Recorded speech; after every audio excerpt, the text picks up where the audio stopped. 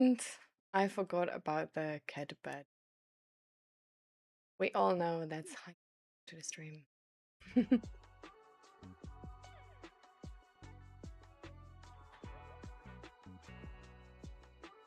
Is the stream actually working though?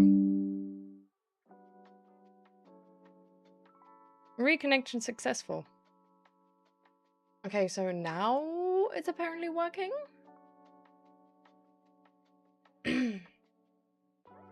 So I think we should be back.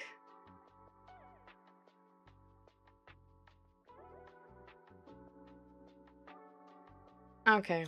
Do you guys, by the way, need to reload actively? Or does it just, like, does the stream just turn on again? Like, on its own? How does that work? Oh, hello, baby. Come on. Yeah. Yeah. Yeah.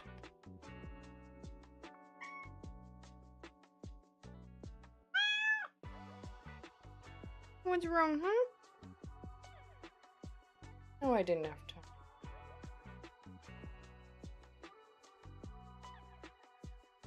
Oh, buddy. I'm sorry. No, no, no. I know there's a protein drink and you want to smell it. No. Don't think you can go on the table from that point. Mm-hmm. Yeah, yeah. That's what I thought. You weren't even interested, right? Sure.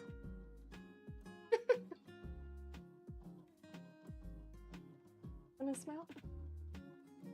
And now you don't want to. Don't look so disgusted.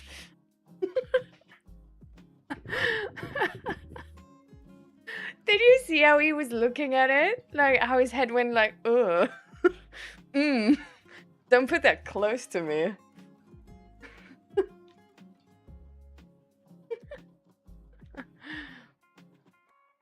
But welcome, welcome everybody. Oh.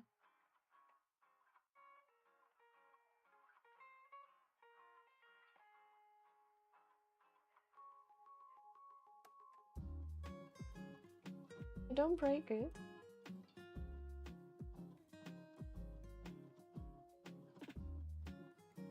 He's still a bit restless.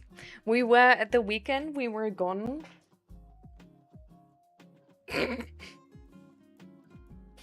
When the chair moved, he got like a little bit scared and like ran away. And I heard how he's like slipping around the corner because like on this floor, he doesn't have like proper grip, right? So essentially at a point where he has like too much speed, he's just gonna slide around the corner instead. And you're gonna hear how he's like trying to find grip, but it's just gonna be like scratch, scratch, scratch, scratch, scratch. Because he's not making it. That's like literally what I just heard. I don't know if you guys were able to hear, but yeah.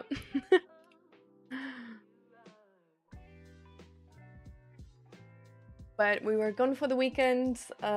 It was like just one night, so we didn't need like anybody to watch him. But yesterday and today he's been very vocal again.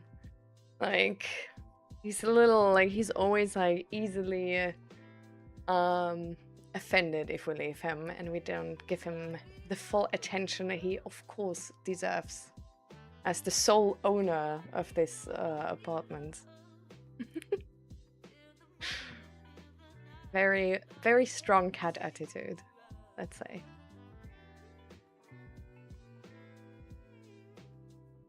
And we're back. And we're back to stream. I didn't have proper time to get fully ready, so I'm a little bit like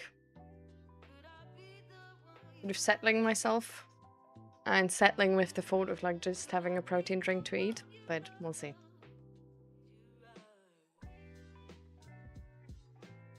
And hi, relaxing. Hi, Grumpy. Hi, Lisa. Hi, Indy. Hi, relaxing. I'm glad you guys are here. Even though I like need a bit of time to like settle in.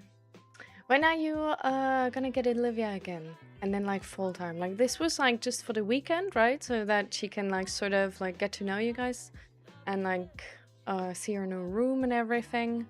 But when is the actual move, Lisa? Or like if you want to share, you of course don't have to again. But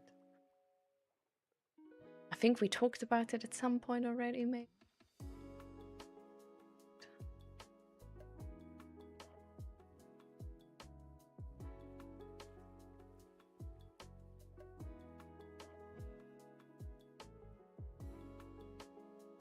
And you got her phone, now you can text with her. Amazing.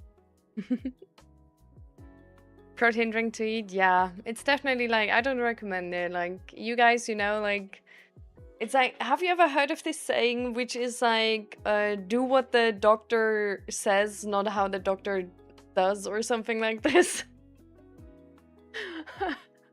I really feel like that sometimes. It's like I'm sitting here and I'm like, it's so important to have proper nutrition, to drink enough, to sleep enough, to take care of yourselves. And then I show up here with like a protein drink for breakfast.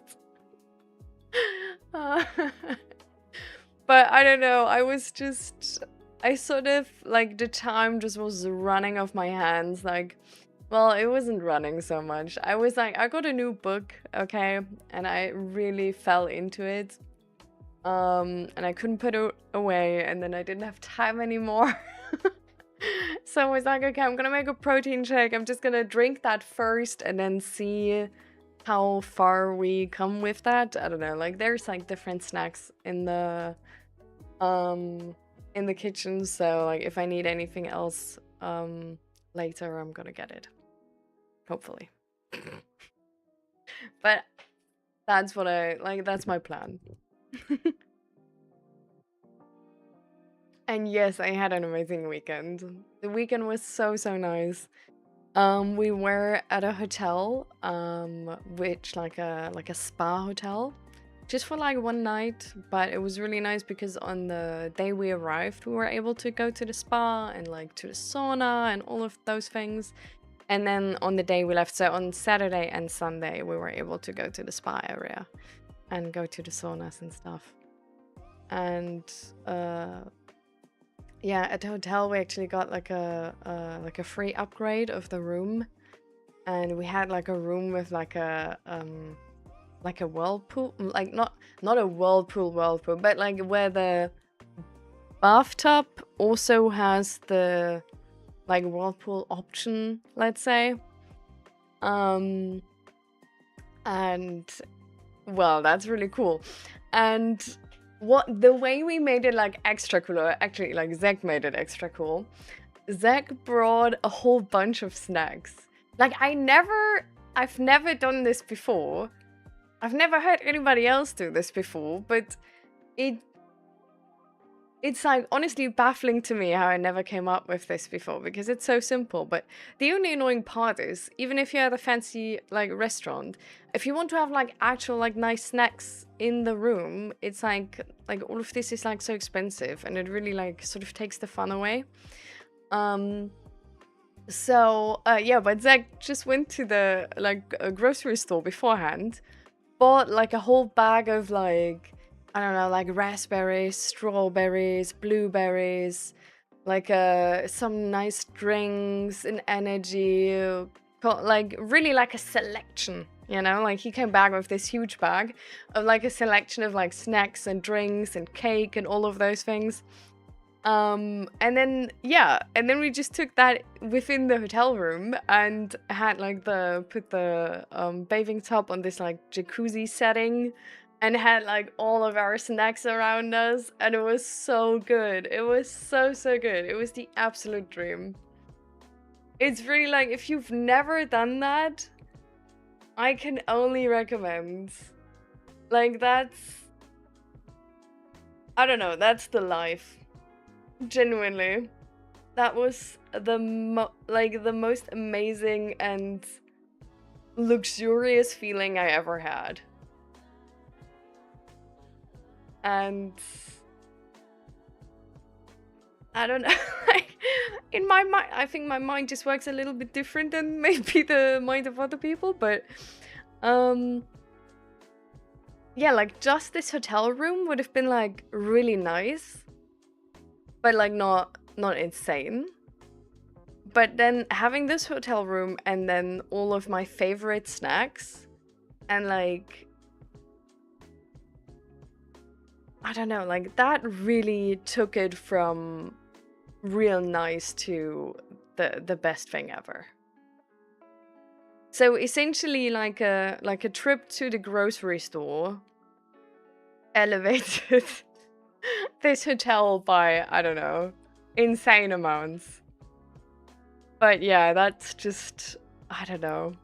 We got like we had these like tiny sugar donuts, and then Zach came up with this combination of like eating a bite of the sugar donut and then like biting into a strawberry. And bro, it felt like the Ratatouille moment where like the rat is like biting into the cheese and the strawberry, and then there comes this like image of like all the colors and like firework explosions and stuff like this. Like this is what it felt like. Like sitting in this like jacuzzi bathtub and then like biting in the sugar donut and then the strawberry. Cinema. Like that was so insane. That was, yeah. It was awesome. It was absolutely awesome. Like the best I ever did. Yeah. Like the day was so perfect. Sauna in this heat, girl. What? Well, I mean, they had the sauna and also the like really cool water after the sauna, right? So it was really nice actually.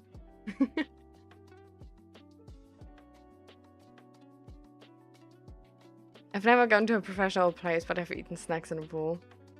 Yeah, I don't know. I've never even... I don't... Like, we weren't the people back then to have, like, a pool in the garden. Like, not even this, like, set up, like, pool you can buy. We never had that either. So it's really, like... I've only ever had this experience where, like, you go to the lake and you have your snacks. You know, but there's like so many other people around, like you have to sort of like watch out for like bugs and all kinds of things and like for the sand to not get in your food. And you're not like in the water eating, but you're like on the beach eating like all of these things, right? But yeah, just, I don't know. Like I've never done any of this. Like this is why I say like it's kind of silly because it's not that like, you know, insane to set up, but it was really awesome. I don't know. Yeah.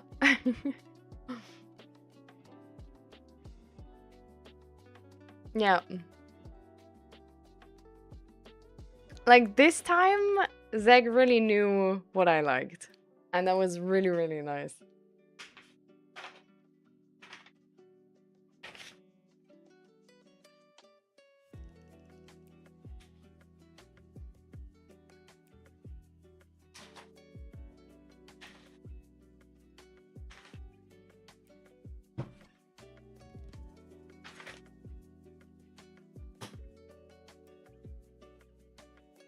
And how you did, by the way.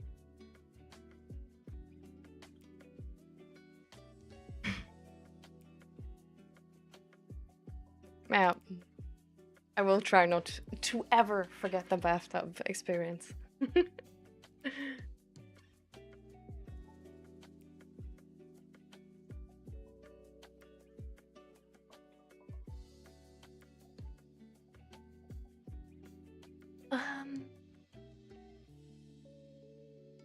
Can I scroll, please? Oh. I think one of my questions, Lisa, sort of cut out probably when the Wi-Fi dropped. But I wanted to ask when Olivia is gonna come over full time. Like, when is the move gonna be actually? Like, is that soon or is it gonna be a while of they say she can come over sometimes, but there's still like all this paperwork which needs to be done?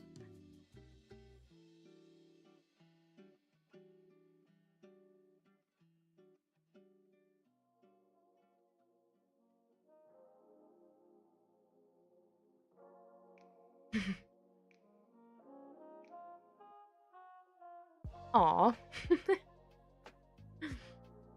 And you have the backyard pool? Oh my god, that's so cool. And hi, Harvey. Welcome, welcome. The doctor recommends eating breakfast, most important meal of the day. Trust. Yeah, I do trust. This is exactly what I mean. Like, do what the doctor says, not what the doctor does. It's, you know, on some days it's gonna be hard to like do the healthy things. It's still the healthy thing to do. Like, it doesn't make it less healthy, but sometimes there's just a lot going on. And sometimes you just have to read even though you should make your breakfast. Shouldn't become like a chronic type situation, but sometimes it's okay to, and even maybe good to give in. Have you had a bath bomb during vacation or hotel stay? No. No, we didn't take anything like that with us. But I mean, we went to the sauna, so I mean, that's probably why, I guess. Like, I sweated everything bad out of my body. Hi, Julia, welcome. Hi, Fluffy. Chronically unmotivated. Aww.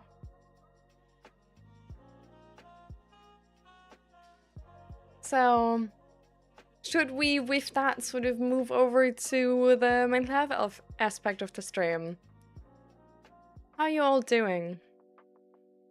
How was the past week for you guys?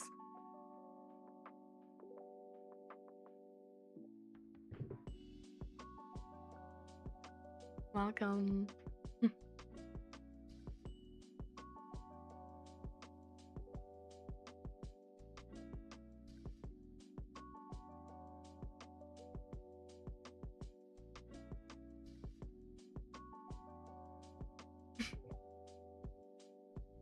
Also chronically online in your stream. Thank you, Fluffy, for the 70 stream streak.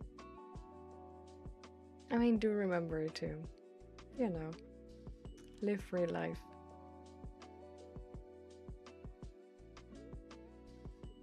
I was motivated enough to send my emails, and it wasn't an immediate rejection, so that's good, IG. That sounds good, Indy. Is it for the studies or a job?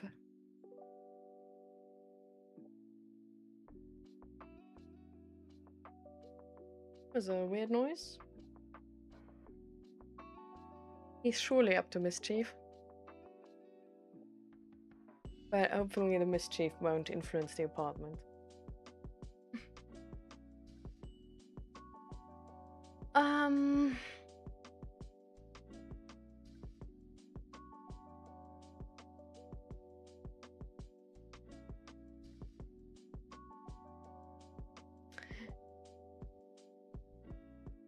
Yeah, I mean, as like for me mentally, last week was amazing. Nothing more to say, I think.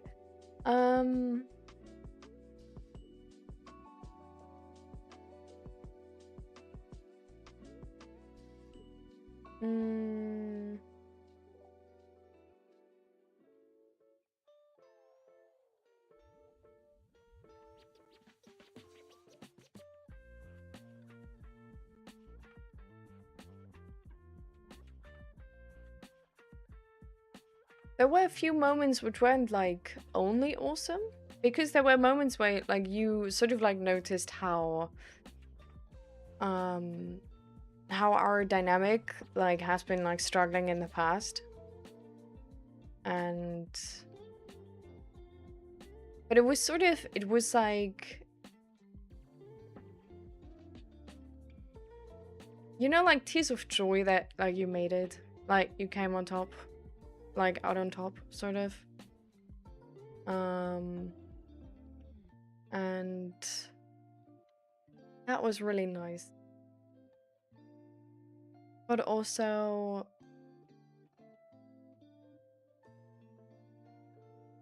just sort of this moment of like realization. Okay, sorry. He's doing some random bullshit.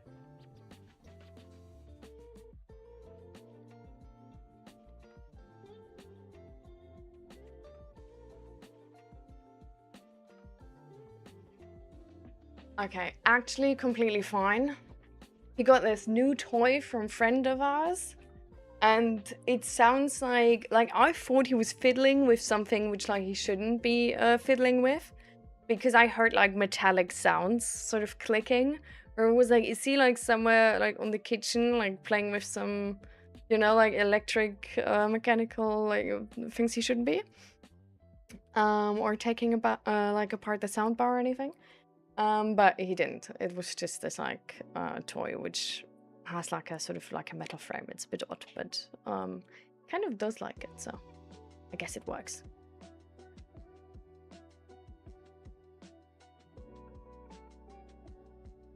And studies, but if the studies are rejected, I'll need to do the job by think my mom. Well, I hope the studies work out. And I think in any case, it's probably good to be able to get out of this situation where you feel like you have to put a mask on. Last week at work was really good, and I thought we could finally get organized for the remaining 4 months of the project. But today, everything is in shambles. Boss says we don't have time for anything. Coworker starts 1,000 side projects anyways, and maybe tomorrow we might get news. What we planned last week might become unnecessary. Someone might quit before we can do the stuff we wanted to do. Now I lost all motivation. I'm sorry, love. Stuff like this is so frustrating.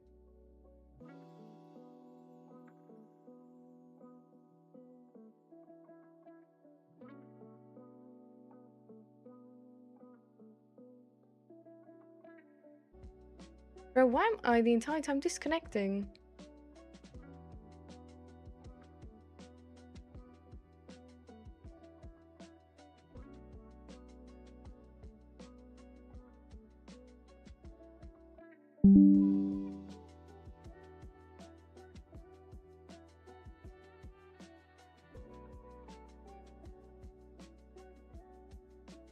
I'm just checking the cables for a second, because this is getting sus to me.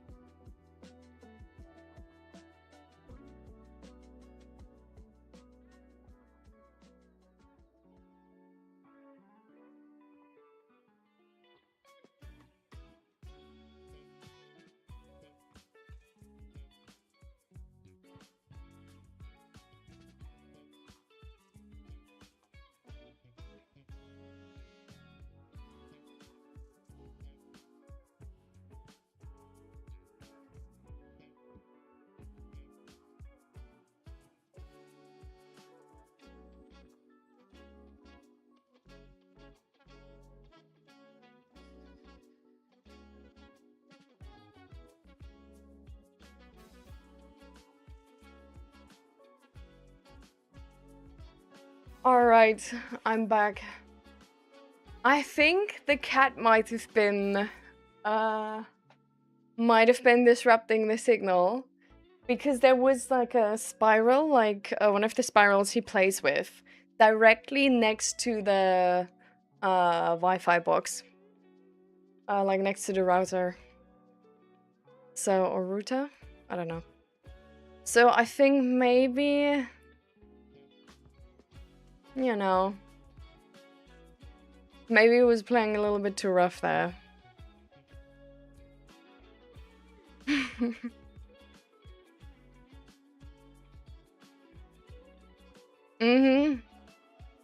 Is I need to make like a, I think I need to make like a box for the Wi-Fi router and like all the cables there, so like he can't sort of out of mistake like play with a cable or run into one and like loosen it or anything like that. And hi, Mr. Soup Vegetable. Welcome, welcome.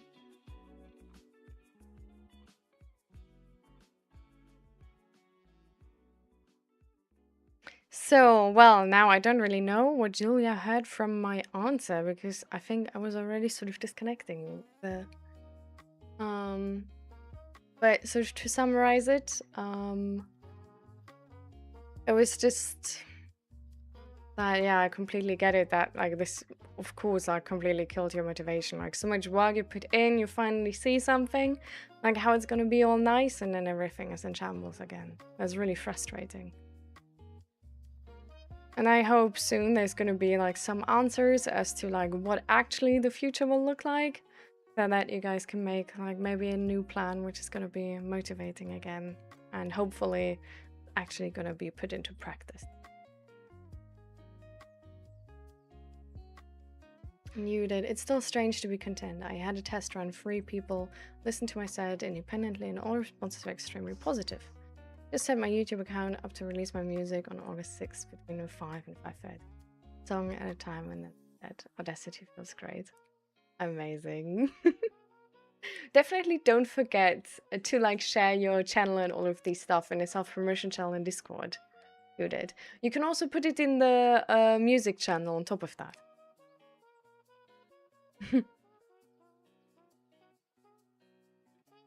I love cats doing bullshit while it's doing fine.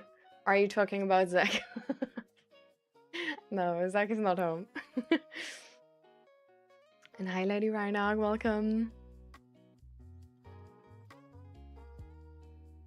I don't have time lurking today. I need to study in the meantime, but overall, I'm fine. Got 2 friends out of their hiding spots and both doing better. We meet up and cook, plus eat together, and talked yesterday for quite some while. Job will get better. I started my campaign against my boss. Ready for battle. Alright, so it's actually going down now. I hope it's gonna work out well, Fluffy. And I'm glad you were able to be there for your friends.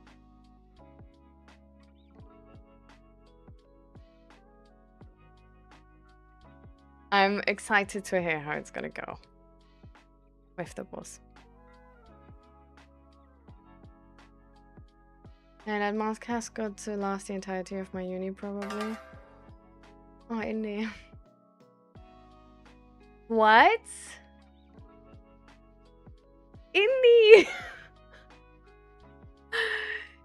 Not what? Gifting to all live followers again? Oh my god. Thank you so much for 9 gift subs. Oh my god. Indy, thank you, thank you, thank you. Thank you so much. I appreciate the support. Oh my god.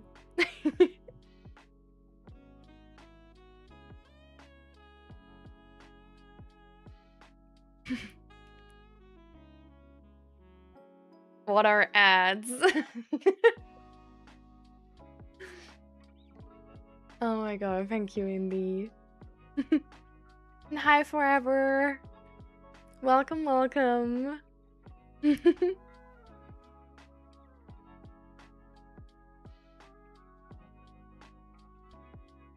Oh, that's amazing. Not gonna lie, that is the most useful Twitch update, honestly. Like, I don't know, like, I feel like it's so rewarding that if you, like, read through the list of, like, who got a sub, it's actually, like, you know, it's like the people are gonna, like, use it, you know? So that's just, I don't know, that's really nice.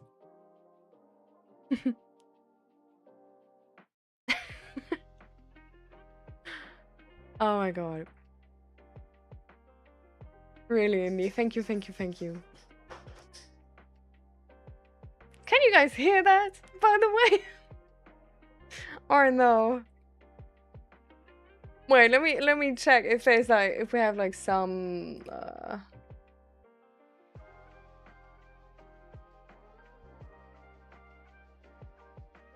wait. Sorry. No, probably with the noise gate you can't. But there's like the cat in the background is just running around the entire time with the spiral and playing and like running into things, and then like you hear the spiral again, and then you hear like the scratching paws on the floor again and everything. And then you just hear sort of like a thud or something, and then like the claws of like, no, give me the spiral. You did hit? Yeah.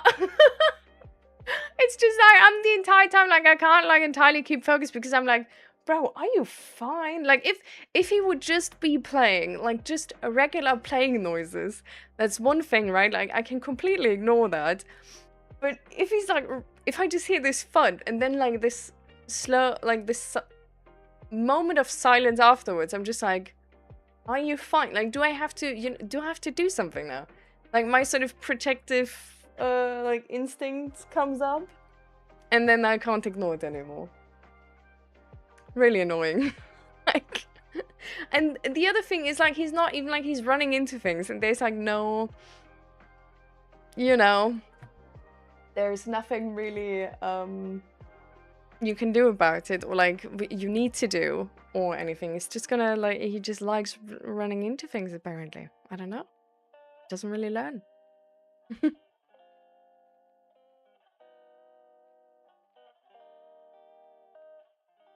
It even gave one to my alt account. Well, I mean, now you can watch on both. But now I'm emotional because I got it emotional. Aww. I mean, maybe you can see that as like a tiny good thing on a shit day. And hopefully this can sort of get you through like Tuesday and maybe Wednesday. And then there's more certainty again at work, hopefully.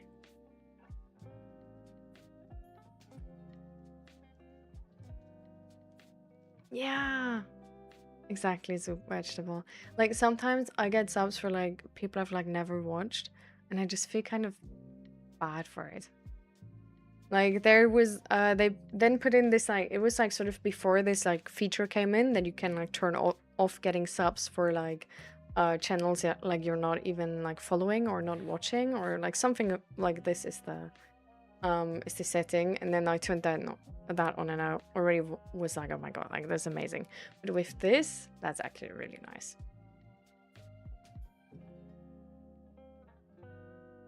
And post poop zoomies or something as well, really, with cats? What? Oh, thank god I haven't noticed that pattern yet.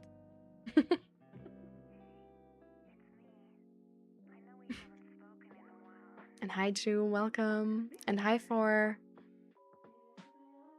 You have no sound. I think that shouldn't be me.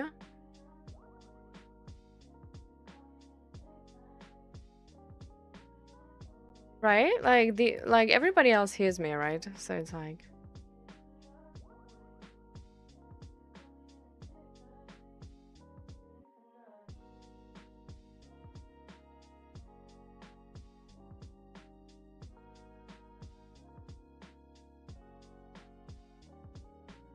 okay.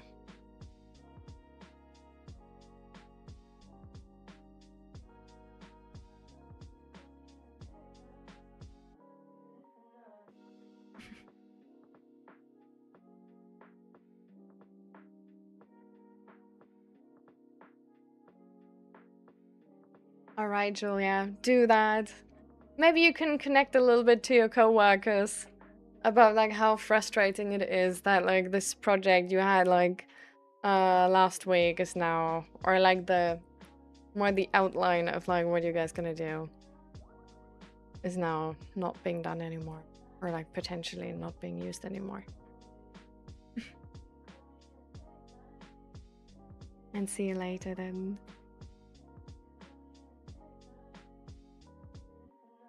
Nice.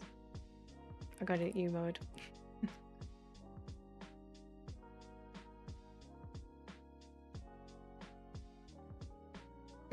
That crash cat. Do you need to cushion your apartment's walls and surfaces he runs into?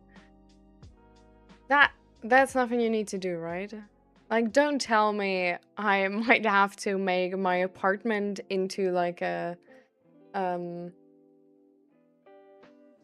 are these cells called? Which are like cushioned everywhere. Like, I'm not gonna do that. Like, sorry, I don't know.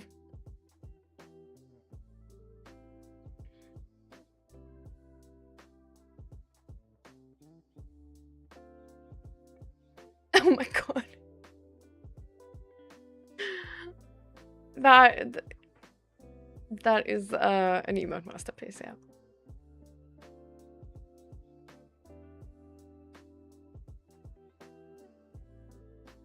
Yeah, I'm not gonna exactly padded cell.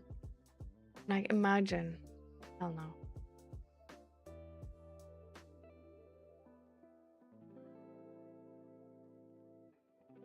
I don't like that they don't exist anymore. Just isolation room now. I didn't even know, actually. I'm not really, like, up to date on everything surrounding padded cells, to be honest.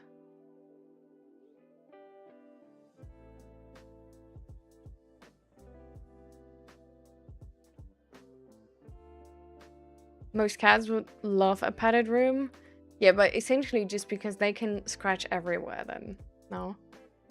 Like, they can lie everywhere. Like, lay everywhere and it's gonna be soft. And they can like, scratch every surface.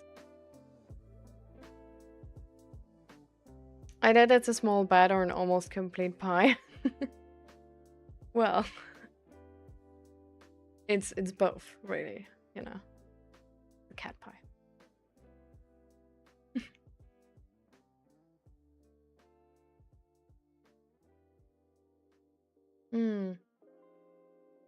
It's my arm, they don't have it. So have you then ever been in like a padded cell? Like if you sort of like regret that they're like not that they don't exist anymore? We should go back to lobotomies, like the good old days. Stuffies, do you know about lobotomies and what they were used for? And how they worked and what they did to people?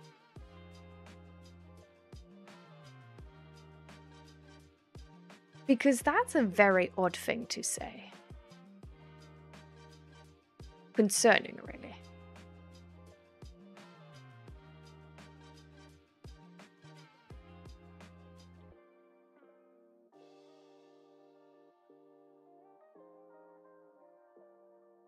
Because if you... That was a joke. Yeah. Like, not a really good one, though. But next time if you make a joke, just make sure that people actually know, right? It would be smart to put a kappa behind it. Or like a KW or...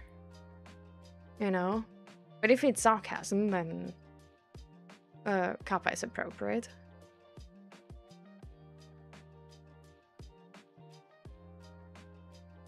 Yeah.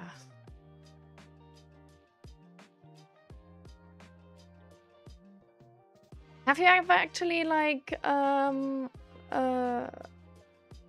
read up about lobotomy stuffies? Like, do you know what you're joking about?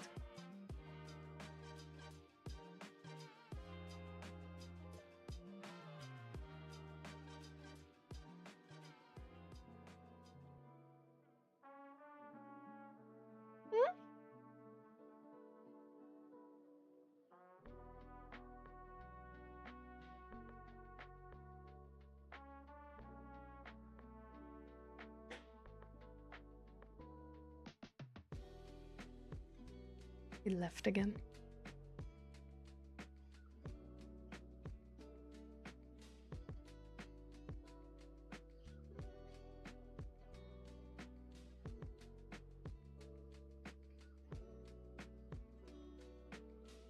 I mean, I guess it like sort of depends. Like this is why I'm asking like stuffies, have you ever read up about lobotomies? Like do you know what you're joking about?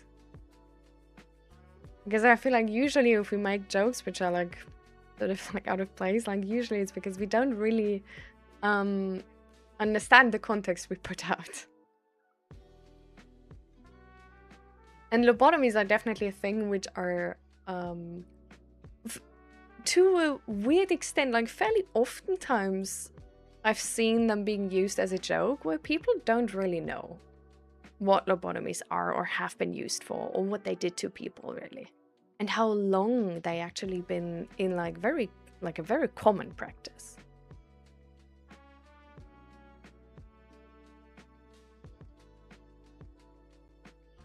Lady Reinhardt, I think I'm depressed again. I'm lying in bed right now with the curtains closed. Basically in the dark room, sleeping all the time and self-deletion. The problem for a therapist, but I have no income right now, so my funds will deplete quickly on BetterHelp.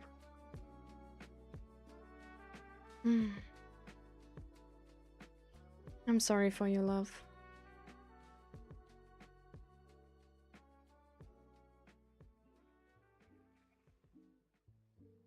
If you can, ask for support from your family and try to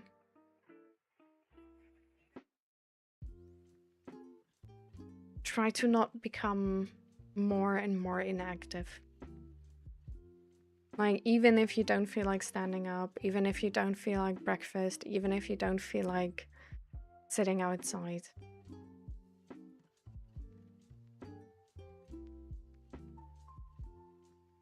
It can really, really help to get out of this downward spiral of depression. To just do something. Even if it's hard, and even if we don't feel like it. Just whatever we can.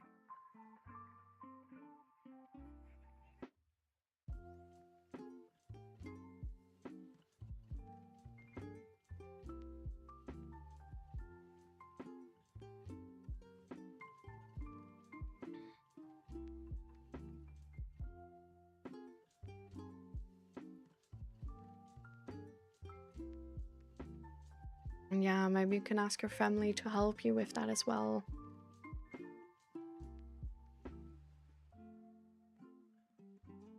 Help you, or to help initiate. Just, you know.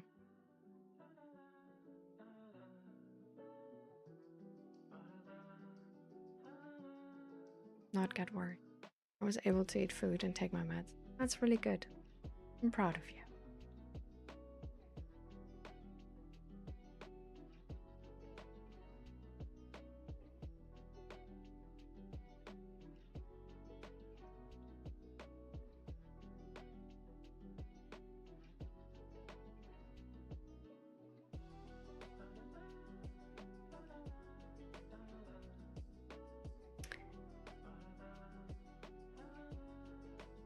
It's definitely a thing where, like, as you said yourself, right? It's like talking to a therapist is definitely more useful with that. Maybe you can tell the therapist you're talking on BetterHelp that your funds are gonna be sort of like depleting soon, and that you need help to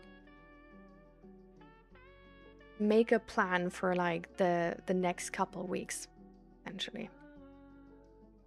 To not focus maybe too much on getting to the bottom of it all, but focus on getting better, or like to a balanced point now that you then can work again and are able to fund more therapy. Also, like this really sort of like deep therapy where you like talk about things from the past and really try to fix them, like that takes a lot of energy as well. So usually therapists will sort of like first, like, you know, like try and see what you need and do the right thing for you. But it's always easier to make sure they like know what's good for us when we tell them in what situation we are. So I would definitely, like, if I were you, I would definitely let them know that you don't know how long you can still fund this therapy. And if they can like make a plan with you how to get out of this depression spiral right now.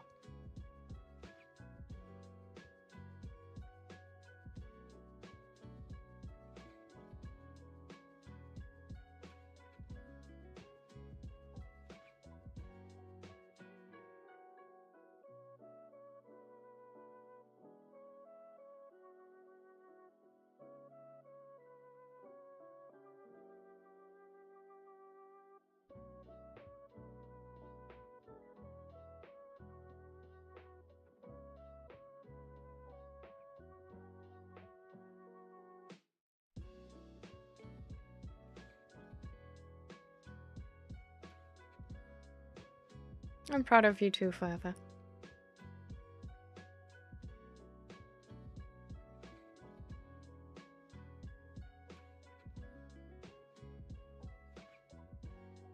You don't even know how your past week has been relaxing?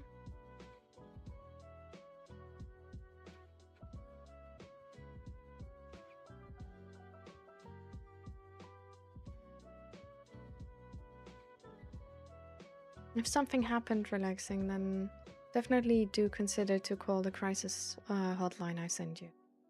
Like the website, and pick out the one which is appropriate for you.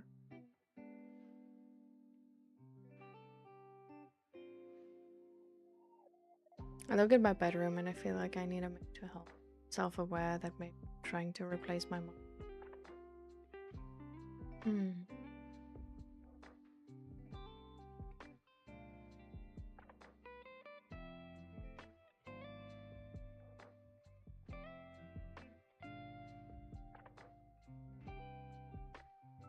I've already cancelled my subscription. The due date for the next pay was tomorrow.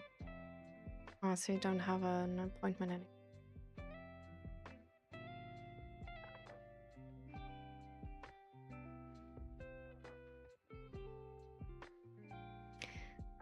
Is there any social service help you can expect from the city if you would involve them?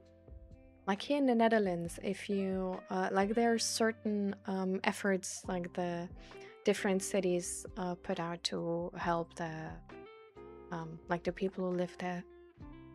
So it's not really like a government thing, but more of like a city program. So it depends on which, like, what the city offers where you live. And they usually like not really in depth, like not really like therapy or something, but sometimes they have people like which can come over and help you, or they have sort of initiatives to get out together or things like those.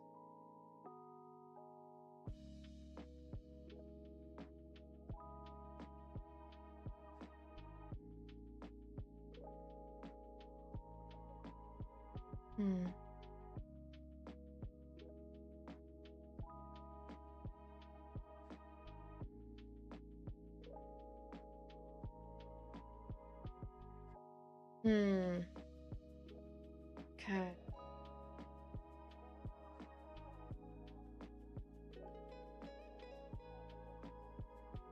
Ah, that's sad.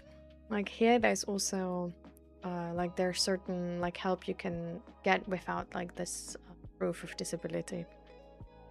I think it's like I don't really know what you need to apply, but it's very flexible.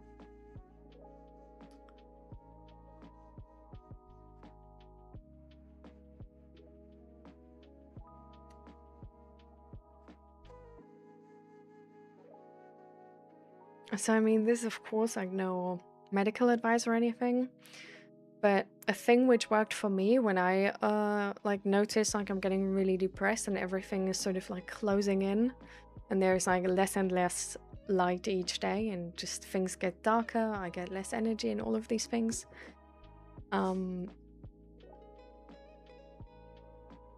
What I do to get myself out of there is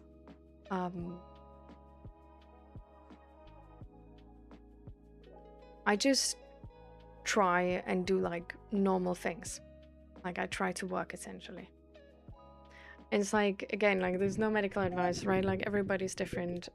This really works for me. And it just like works to an extent. Like I can't do this like the entire time then and just sort of ignore my problems. But if I get to the point where like my activity is influenced by my mental health, I just try to start doing something again. And at the beginning, that definitely, for me at least, I haven't really figured out how to do this like differently. But it sort of means like to not care about my emotions, like not care about like if I want to do something or if I don't want to do something, or if I have the energy for it or not, but just sort of do it. And that usually like to an extent like helps, and that's probably because I just like exercise, like going out, doing something, moving, talking to people, being outside, like all of these things like help with this inactivity depression cycle, which usually makes this like downward spiral like so much worse. And so that for me is sometimes like a really good first step if whatever is like on my mind right now is really overwhelming me, to just keep my body going until I have sort of the time and the energy to process whatever is on my mind, or to get through the time it takes to resolve and get better again, if it's sort of like a momentary thing.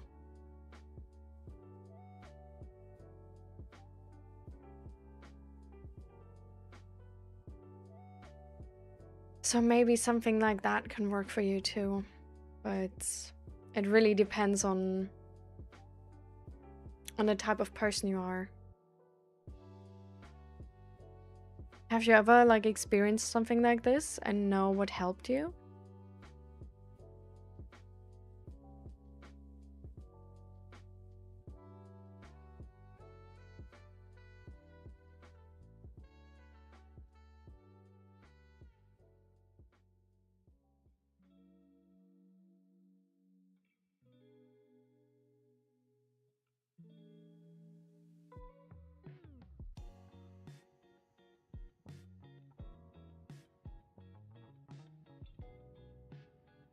Yeah, that's probably it, Mr. Soup Vegetable.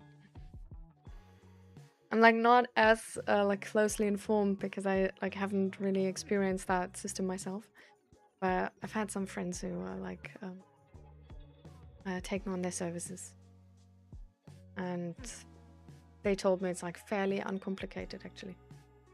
Seems really nice.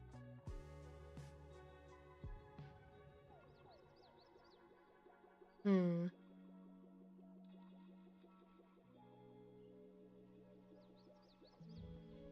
I mean, to be fair, humor is a fairly good coping mechanism, right?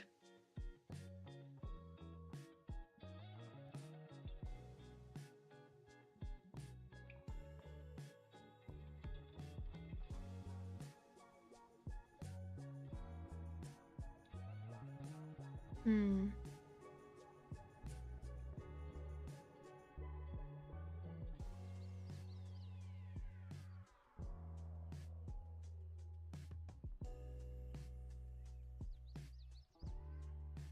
Yeah.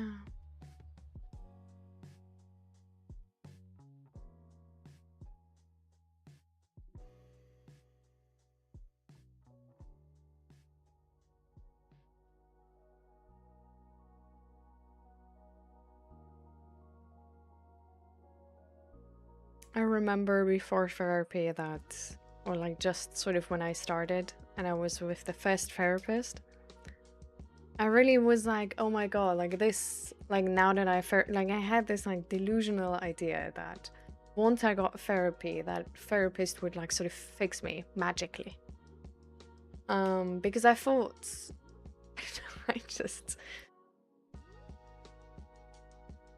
I don't know if it's like German culture or if it's just how I sort of was socialized or what I understood, but it seemed so special and sort of like the end solution to seek out a therapist that I really had this picture of them like they are sort of the big guns, right? So they're gonna like fix you up like instantly because like they're so smart and they're so like you only go there if it's like really really bad. But I don't know, like it never really came through that like it takes time. And then when I first started therapy, well, I noticed fairly quickly that those people are also just people, sadly. That was, to a certain extent, a real disappointment.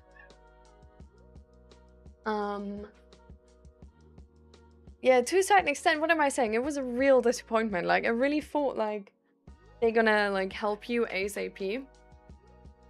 Come on! What's wrong?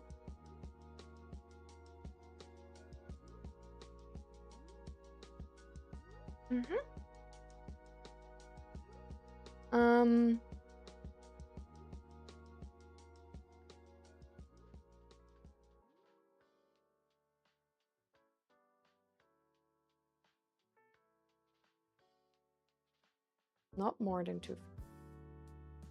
You're already pushing. No. You smelt.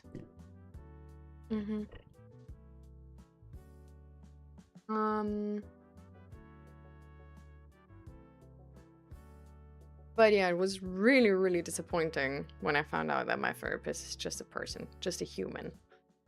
Like, definitely, like, better informed than I am, maybe. But not... Buddy. Now you're pushing your luck. Yeah. Ooh.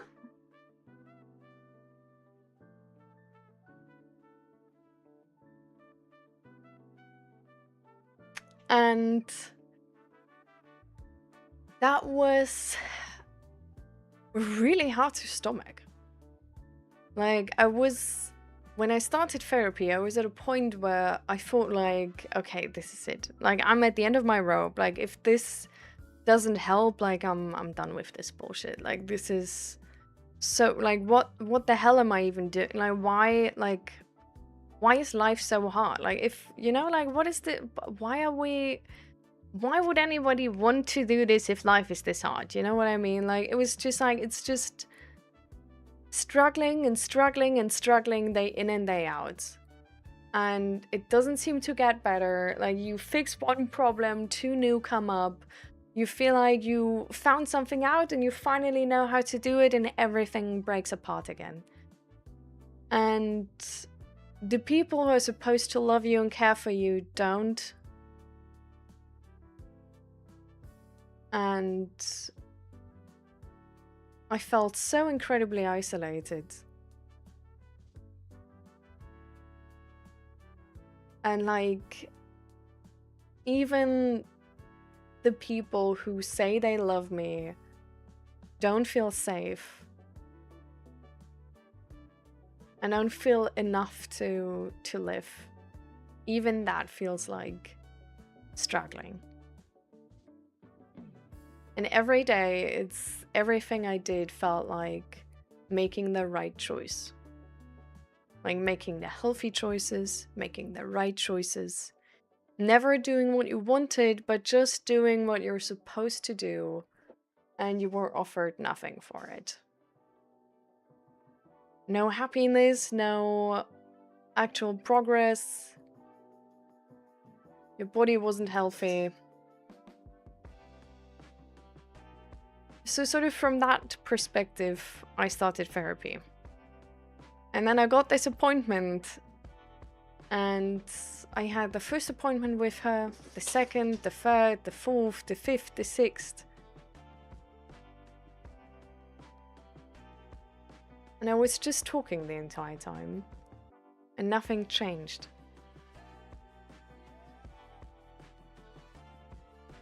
And again, I felt so isolated. Because I felt like I took it personal that she listened to my struggles but didn't help me. That she made me explain everything but offered no solution. She made me go through all of these emotions but didn't tell me how to deal with those emotions, and after now I had to get out.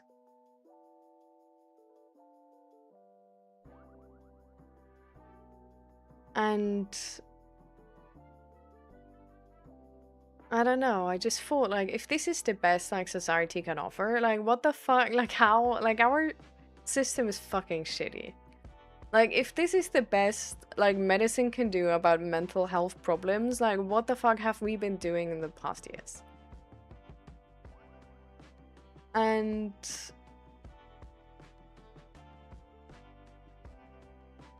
I was sort of, like, considering, like, what am I gonna do now? This is not what I hoped it would be. Like, this doesn't seem to help, really.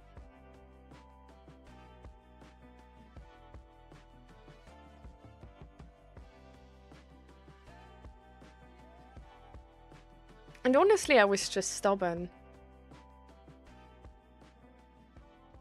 At that moment, I was like, this fucking sucks. Like, I thought, like, I'm gonna go there, I'm gonna tell her my problems, and I'm gonna get the answers I need. Like, I thought I'd go there and I give the responsibility to her that I'm gonna get better. And it's gonna work. And then I saw with that responsibility, nothing is being done. Absolutely nothing. And I think honestly that was a very valuable lesson, because what that taught me is no matter what person there is, no matter if they're a psychologist or not, the responsibility lays with you. So I guess that's like the point where I started to be actually honest with the therapist, because I was like, okay, so you're a tool in my toolkit now. Basically, like, this is still my responsibility. I'm still head manager. I'm still CEO of how the fuck my life is supposed to look and how I'm supposed to fix this. And you're sort of like an advisor, but like not, like, I'm at the end of the day, like, I'm gonna decide what's good for me and what isn't. So I started to be actually honest. I started to question things they told me. I started to be like, I don't think that's how it works. I don't believe what you say. I was so doubtful about so many things they told me. And I was I was coming to those like sort of meetings and been like, so yeah, so we tried like all of this talking about, so when are we actually going to do stuff? Like, is there like something we can like start doing? Like, what will actually help me?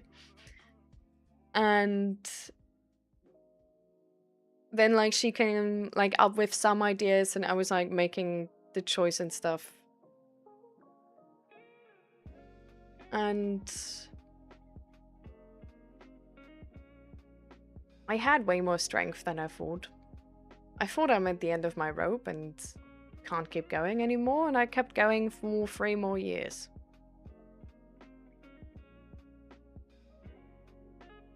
And like, well, and then it like didn't really turn into like a hassle to keep going anymore.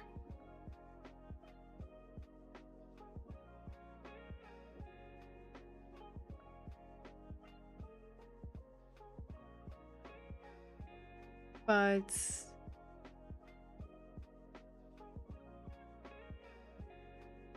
this is sort of how I saw therapy and how I experienced that bit and how it was utterly defeating.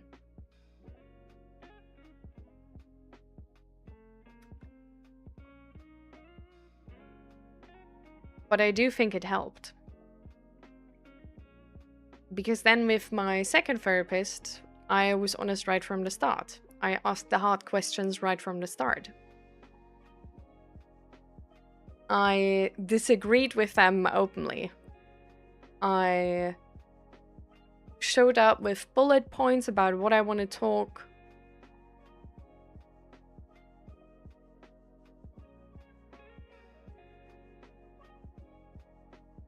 When they told me to do hard things and expose myself to, like, hard things,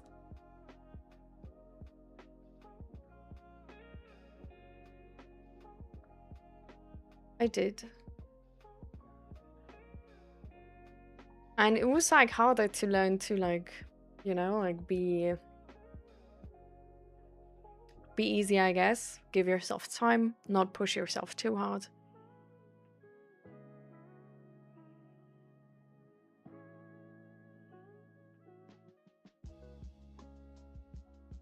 But I think that's really why at the beginning, it was so hard to survive and take care of myself. And now I'm so much better at surviving and taking care of myself. I'm so much better at it that some of the things really did turn easy. And there's still things which are hard. There's still challenging days.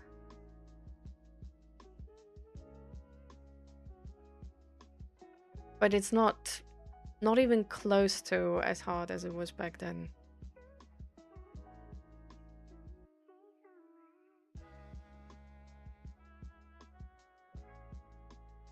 And I think a part of that is really because I sort of like noticed so early that it's my responsibility to take care of myself.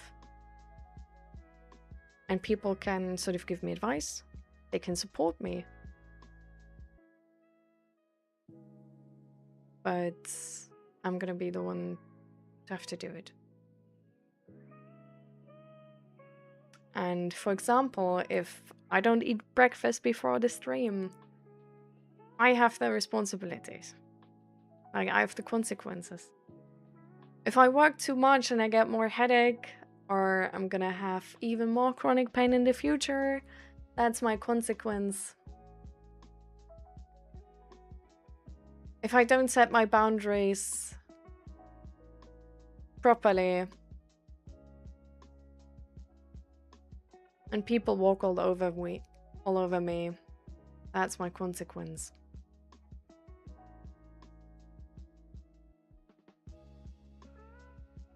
And it doesn't mean that you can't feel the pain of those things happening.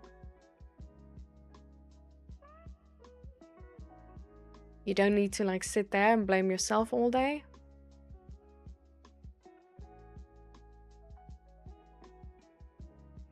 But to me, there's a certain safety in that because it means that my actions do influence my outcome.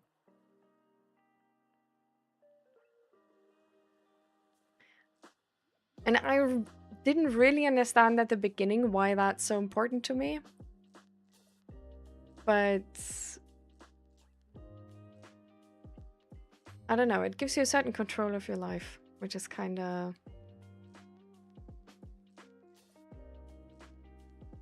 relaxing. Even if it gives you a lot of really uncomfortable responsibility. So that's sort of how it was for me.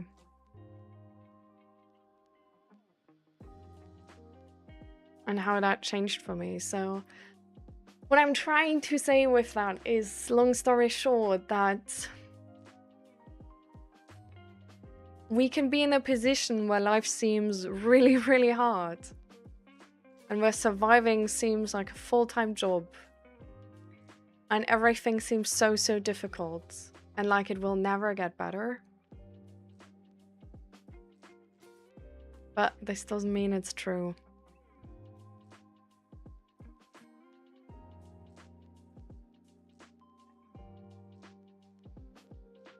There's like the way for you might like look different.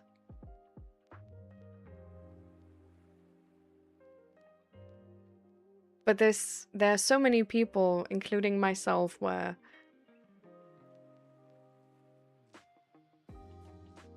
they felt like nothing made sense anymore. And like there's no option.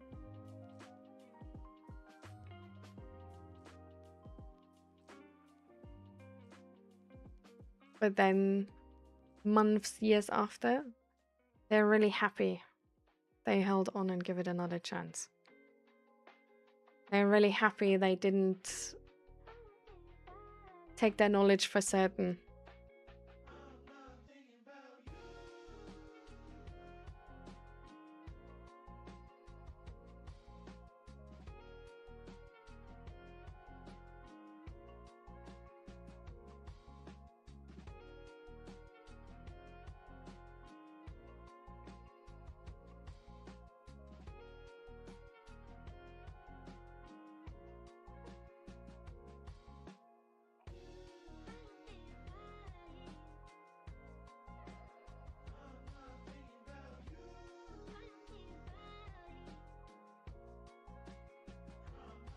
Hmm.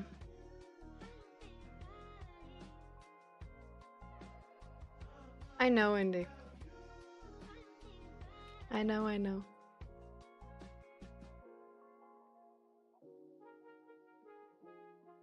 I'm just tired of the dissociating, to be honest. At a point where my mental health is just an inconvenience.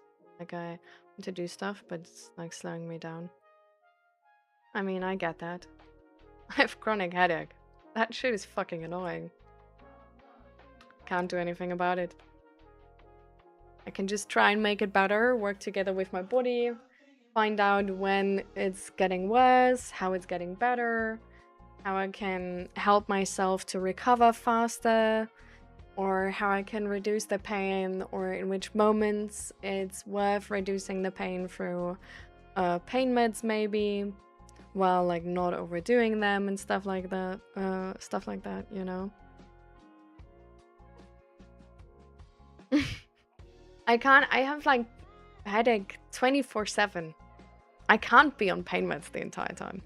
That would kill me, literally. So it's just, most of the time, I just have to live with that pain. I know, Further. I have been checking it out. I've been to multiple doctors. I've been to multiple neurologists. I'm trying different things and medication since years. I have it since 2020, and in 6 years, nobody was able to actually do something which actually helped. That just, life happens. Life is not fair. There's still ways to thankfully, like, make it a life worth living. I'm still glad I'm, like, able to be here. I'm glad for the things I do have. There's people who are so much worse. Like, not trying to dismiss my own pain or anything, but there's, like, honestly, there's people so much worse. And I'm glad for everything I do have. There's so much things where if I were born somewhere else, it would be so much harder to manage. So I enjoy the freedom that I was granted, instead of worrying about the things I wasn't granted.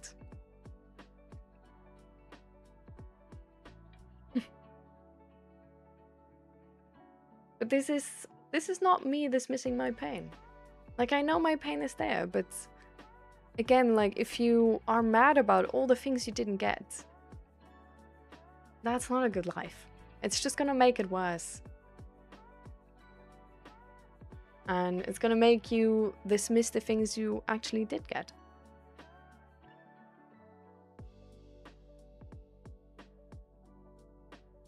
Oh. And hi, Snugs, welcome. How you doing? And how do you mean Lady Ryanok, by the way?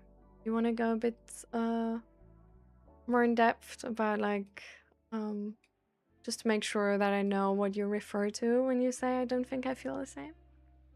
Okay, there the message is perfect.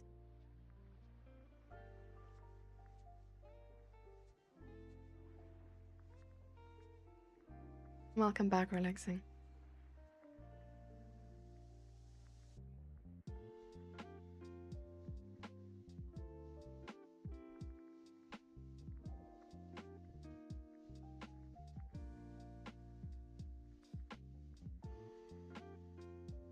Hmm.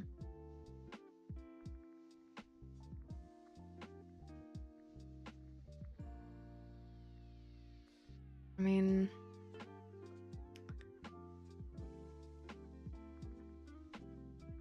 that's just sort of like part of life, right? There's so many things which can be like good and horrible.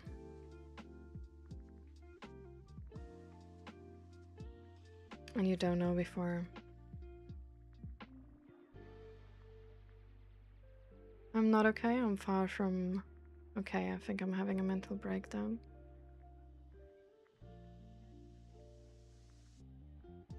Snugs, how bad is the mental breakdown?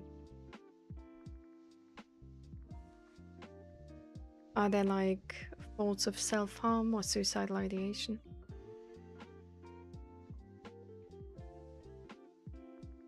Just to sort of get a picture of like how we can help you best.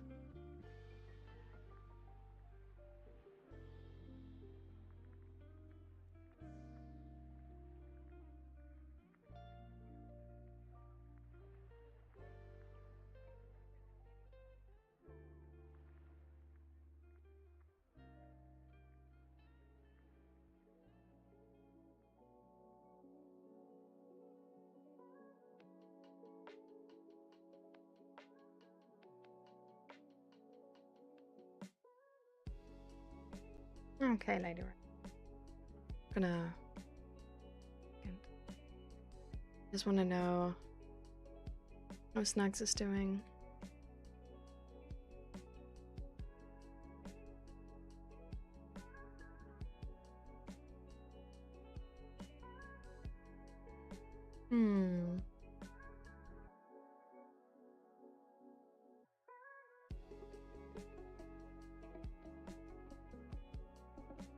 Why do you think today is so bad, Snugs? Did anything happen?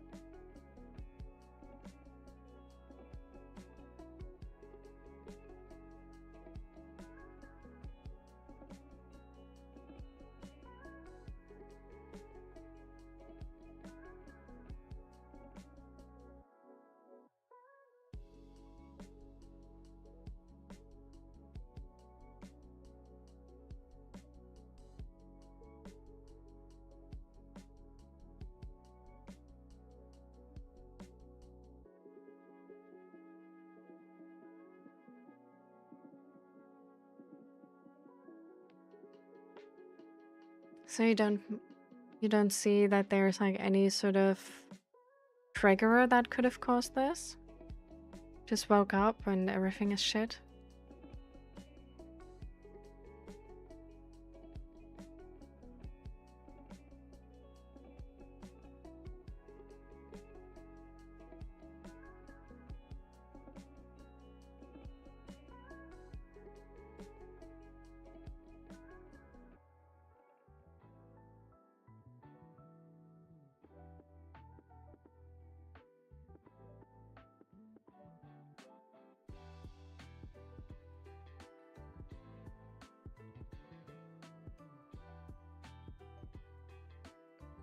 Do you have actually anybody to talk to, like a friend or a family member or something?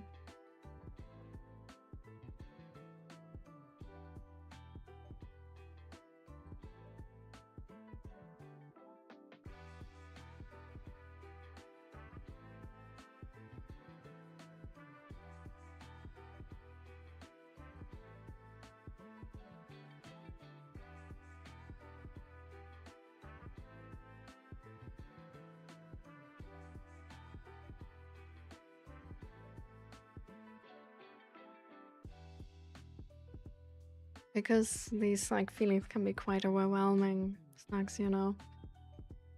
More to professionals about what I feel finding out on that of But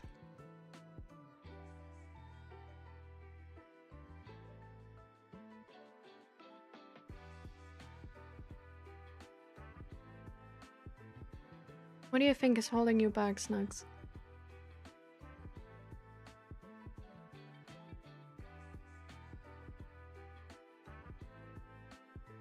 Alright, Lady Rhinog. But you're doing alright, okay? Right?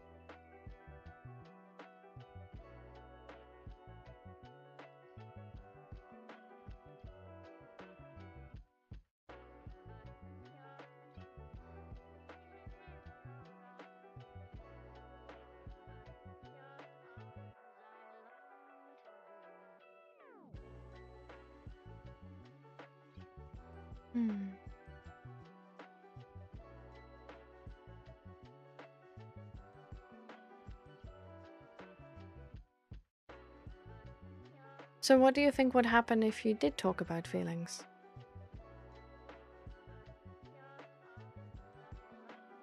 Alright, Lady Reinhard. So then see you later.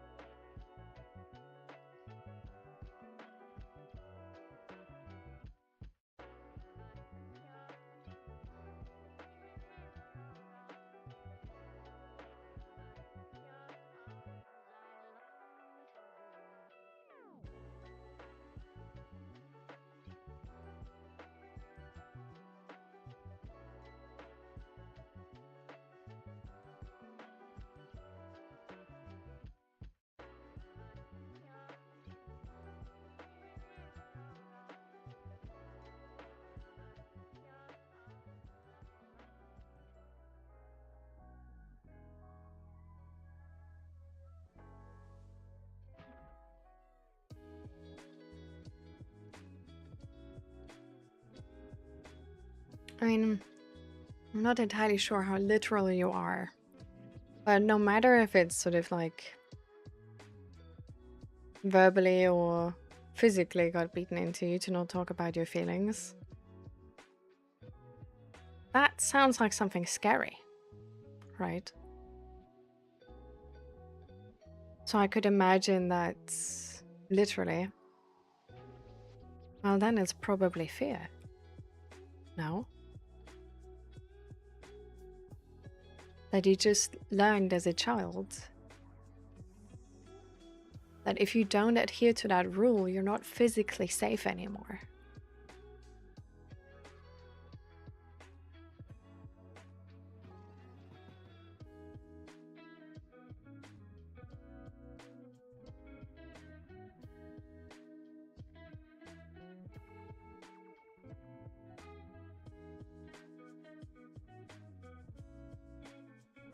And that's like a big life lesson, sort of. Not in terms of, well, life lesson is maybe the wrong word, but a very strict rule you learned.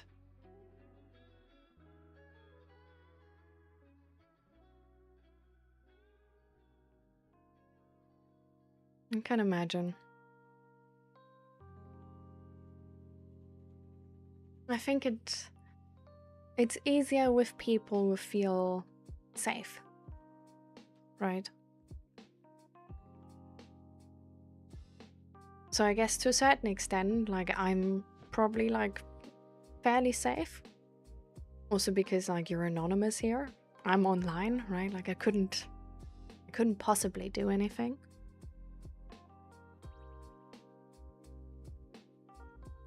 But hopefully that person at the doctor's office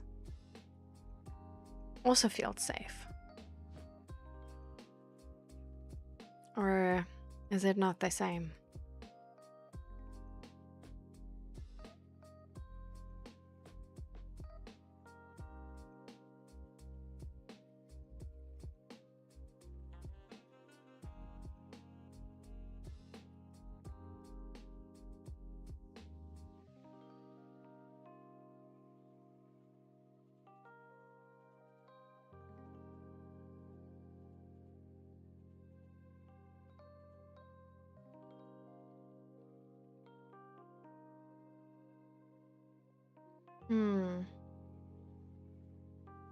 Have you ever shared that?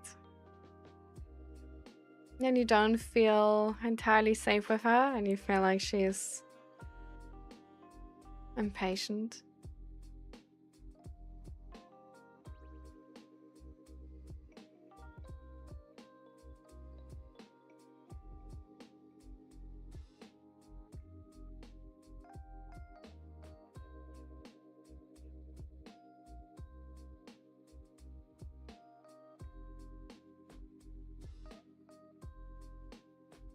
sometimes, you know, this, it's kind of annoying, but people not feeling safe to talk about our feelings can sort of turn to a self-fulfilling prophecy if we therefore don't show any feeling. It's sort of like one of the curses I lived under as well. Especially before therapy. It like now still happens sometimes, but I've gotten better at it. But I still have it can still be better. It can always be better. And for me at least, I oftentimes cover up my emotions, and especially insecurity or fear, with confidence. And that can make it really, really hard for the other person, no matter what I say, to actually see that I'm scared, because I don't let them see that I'm scared. Because I learned also through the hard way that if you show that to other people, they're not going to be kind about it. And sort of this not also not like about every person and that's how the world is judgment, right? But just within my most inner circle, the way I grew up, I learned that if you show weak feelings, you're either going to be pitied, and usually it's a mix of pity, dismissal, you lose status in that moment, so you're being trusted less with responsibilities, or a certain work or something. Whatever argument or critique you might have had is completely dismissed because you showed feelings, and then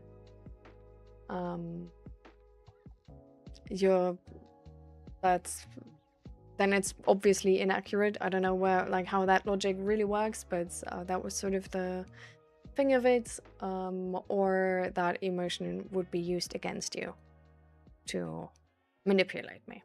That was sort of what I learned. Not as physical as you, not the exact same teachings, but definitely like that it's negative. So for me, what I do is I really try to hide it completely. I try to either like be very confident or actually sometimes aggressive.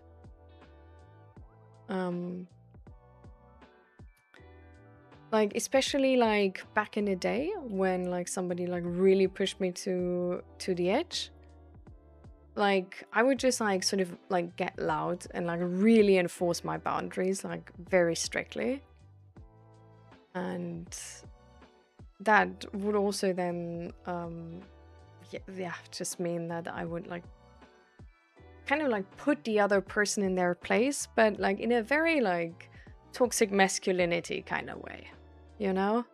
Like not in a, oh, you're a good leader, everybody feels safe with you, but you're dominant and threatening and intimidating. Yeah. Not helpful, for sure. And it usually always happened because I never stated my feelings beforehand. Like I felt fear and discomfort and like my boundaries were being overstepped. But I just tried to like, I don't know, like sort of like say something, but like I didn't show emotion, so the other person didn't really understand that they crossed a boundary. And then like especially when I like try to like also don't be like a burden or a nuisance or anything, it just made it like what I showed to the outside, it was really hard to actually see that there's boundaries being crossed. Like especially for people like not like as highly aware.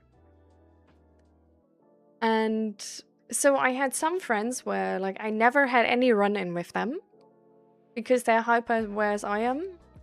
So they would pick up on these like really, really small signs I made. And then just sort of like back off. Or I had friends who were fine with the outburst and didn't really get bothered by it. Which then wasn't really useful for me as well, because that essentially just meant that they dismissed my outburst and we would have the same conversation like in a week again, right? So not useful at all.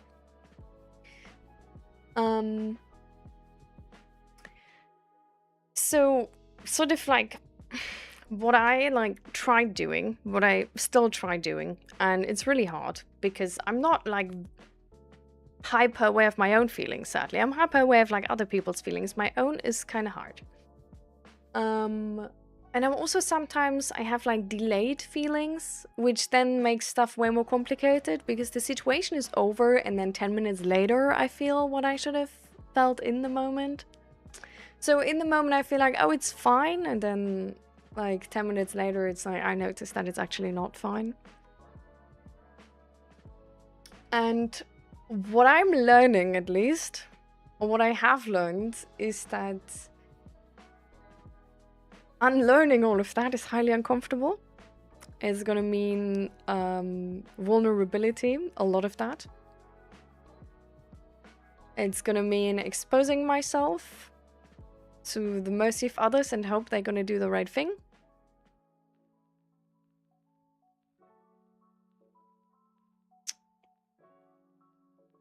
It's gonna mean exposing yourself to others and they don't do the right thing.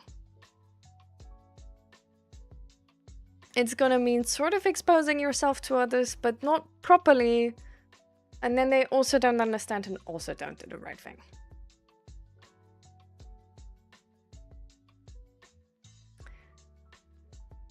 It's gonna mean a lot of work. But it's gonna mean you get better. Slowly but surely. And it's gonna take a while. And you're always gonna see room for improvement. But it's gonna get better. And it's gonna get easier. And for me, it makes me feel safer with others. Because I can show more of myself and have learned that, or learn sort of like every day, that there are actually way more safe people on this planet than I thought there would be. Way more people actually do the right thing, or like try to, at least, you know.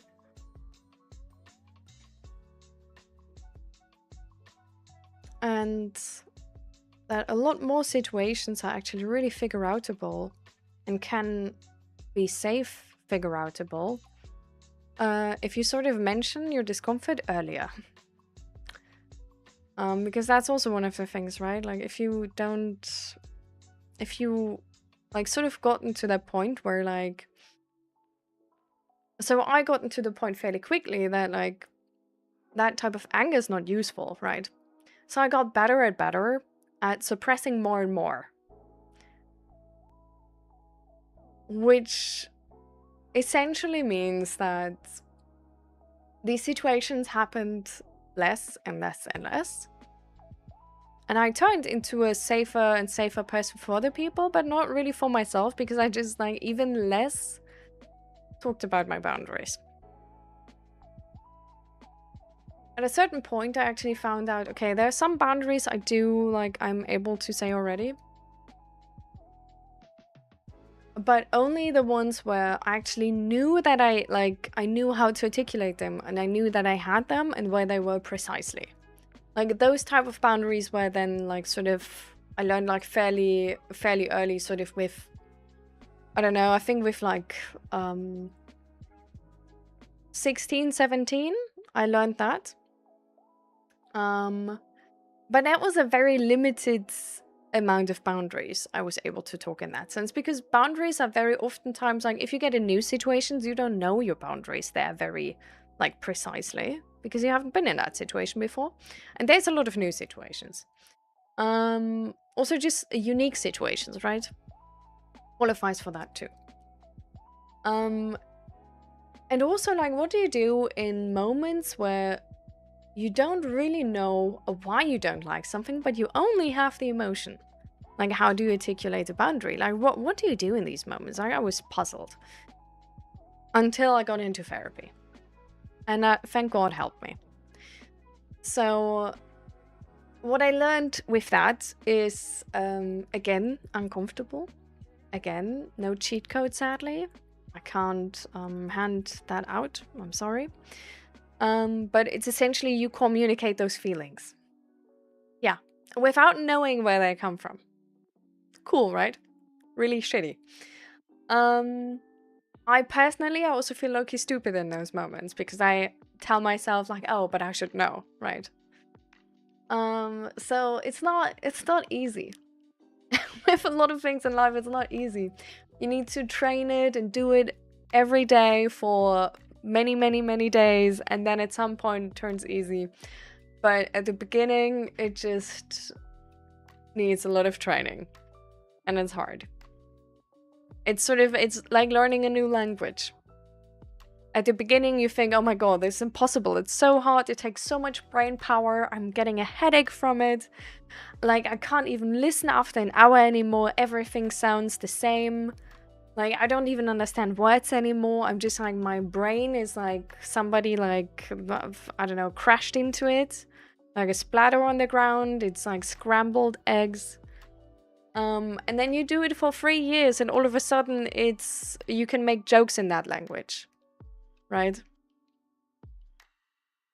So it's really like that. It's like learning a new skill. And at the beginning you feel like, oh my god, this is so incredibly hard. Like, I'm not gonna do this. Like, why would I? But yeah, the training makes it easier.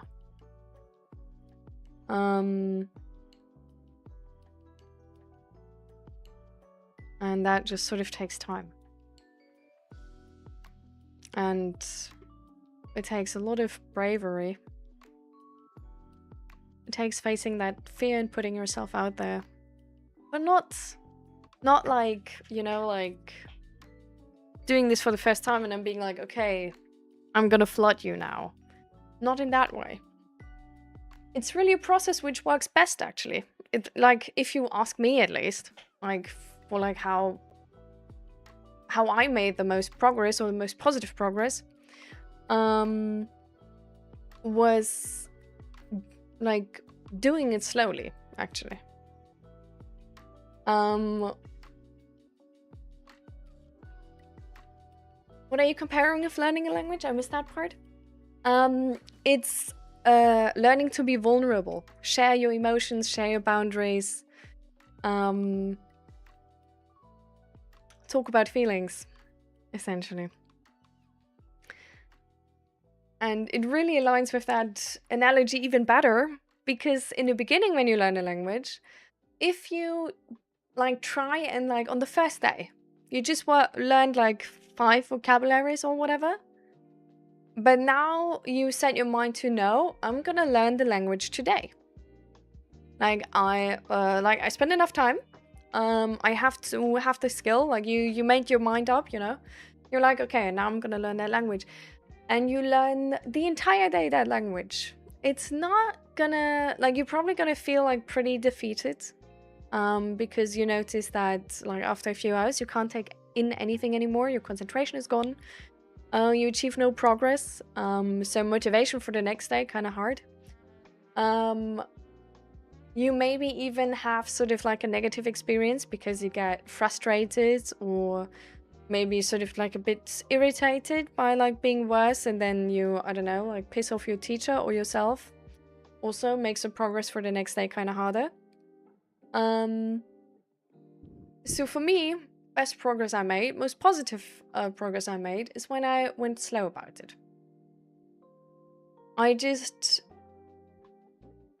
I pushed my way to do the next steps in situations where I felt good about it. Where I felt like, even if this goes wrong, like I'm gonna be able to handle it. Just gonna put like a tiny toe in the water, you know? And if that goes alright, like maybe I'm gonna put the second toe in. But I didn't push myself.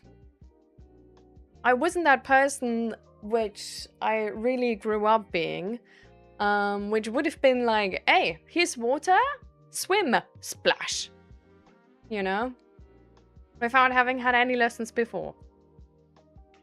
And then like either burn or get it done. But yeah, in these moments, I really learned, like, if I go slow and I'm really careful, that's the most progress I make. Because it's like the possibility that it's going to be a positive outcome is going to be higher. The possibility that it's going to be a decent outcome, because even if the people don't answer perfectly, but you still have the energy to like deal with that, it's gonna be higher. And you're like less likely to choose the wrong people, because you don't go full in on the person without knowing them, but you put a tiny toe in, see how their reaction is. If that's good, another. If that's good, another. You don't dump it on that person, are fully vulnerable, are like, here, the knife. And then do 50-50 if that person is like, you know, is smart or not. It's really way smarter to go about it that way. I learned for myself at least. To really like, take it slow. To share one thing, see what the reaction is, try another time, and go about it like this. The only annoying part, as long as you don't have that skill, but are aware sort of how that skill works, there's going to be so many moments where you actually understand how you having not done it fucked you over in that moment. So I don't know. I had like like friends were over on Friday, and I decided I want to work on my Dutch, and we just gonna talk Dutch that entire evening. My Dutch is not really good, so this was already like pretty exhausting. And it was pretty frustrating as well. Like, I didn't know so many, like, every time I wanted to make a joke or share something fun or share something I'm excited about or anyhow connect to my friends, every time I didn't know some word, I couldn't just share it. But I had to think, look for the word. It took forever. The people didn't properly understand. Connection was so hard, relating to each other was so hard. And it was so complicated. And then we sort of got into a slight disagreement about something. And I tried to still stick with Dutch, because I was like, no, I said I would learn Dutch now. So I'm gonna stick with Dutch. Like, this is no, like, just because this is hard, this is no excuse to not do it. You don't learn stuff through going the easy route. Well, I should have stopped myself right there, but I didn't. So I tried to go about it in Dutch. I, of course, didn't find the right words. From a miscommunication, a misunderstanding evolved. That misunderstanding turned even greater. I got really frustrated. The people around me got frustrated and like really confused. And at some point I like had to switch, and I wasn't even able to like really go with English anymore, because my brain was just like a splash. But I switched to German, and it was really pissy already. So like in my voice, my frustration clearly showed. Like, I was just like, no, that's not what I mean. Like, this is what I mean. Like, I explained it that, and this way. Like, why do you not understand? Like, you can't just say this doesn't exist. I lived through that. What are you trying to do? And so I was frustrated. Really. At that point. And I didn't get a good reaction from my friends. my friends were kind of intimidated by me being like sort of suddenly so frustrated, because it's like I don't show my frustration, trying to hold it together to like, and then I switch to German, I talk to Zach and I show my frustration. So essentially what I do is I go from this to this. All of a sudden they see my like very obvious frustration. It's like, it's hard to handle that, right? Like, even if like, you know, like I didn't scream, I didn't like say anything harmful or anything, but it's just, it's a person changing so instantly, and like you trying, like you can't really follow. Also, like me then speaking in German, like kind of quick, they weren't able to like properly follow. And it wasn't like it wasn't a big situation. It really wasn't a big situation. So they also like weren't mean or anything, but so like then we sort of like went back to English, and the friend of mine was like, yeah, but like this and this and this, like this is just not like blah blah blah whatever, like sort of no, the first thing actually was like, yeah, but like now like sort of, you know, like there's how did he phrase it?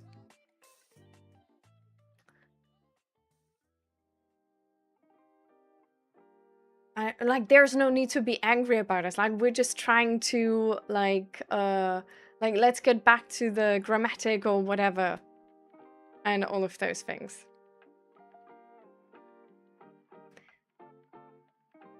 Which was missing the point, sadly. But so that wasn't a nice experience.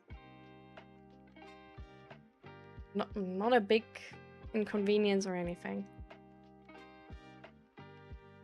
Like we were still friends, but I just could see like sort of like in his eyes how he's like sort of like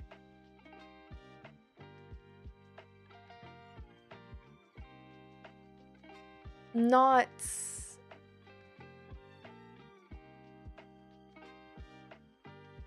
like uncomfortable, you know.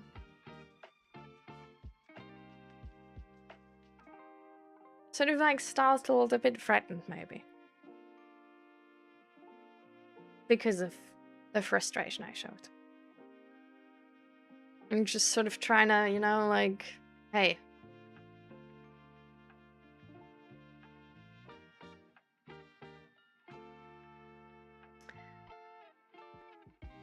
And none of this would have happened if I would have just in the beginning shared like, oh my god, they're so frustrating. Like you all are completely misunderstanding what I'm saying, but I can't even explain it. And you're like trying to correct me, but you don't even understand what's going on. Like if I would share that, if I would have shared that frustration, it would have been like right at the beginning when it was small.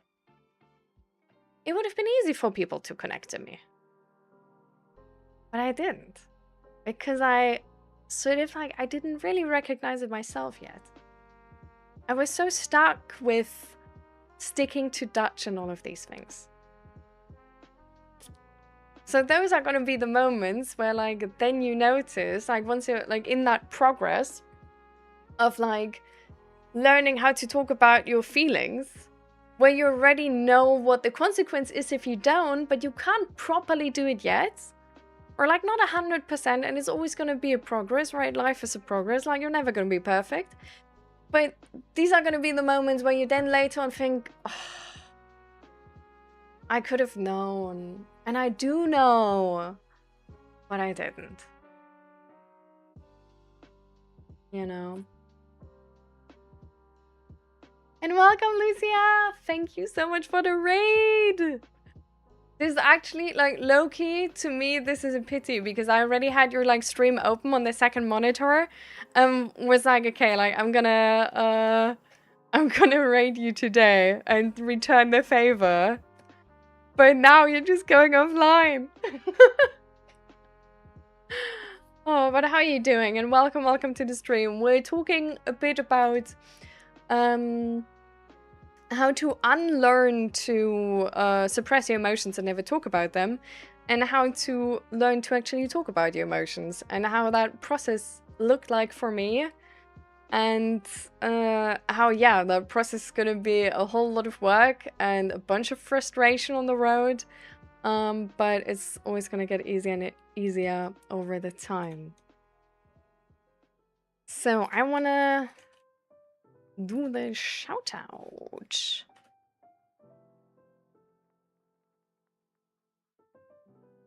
Does this work? Nice, let's go. There is no raiding us away.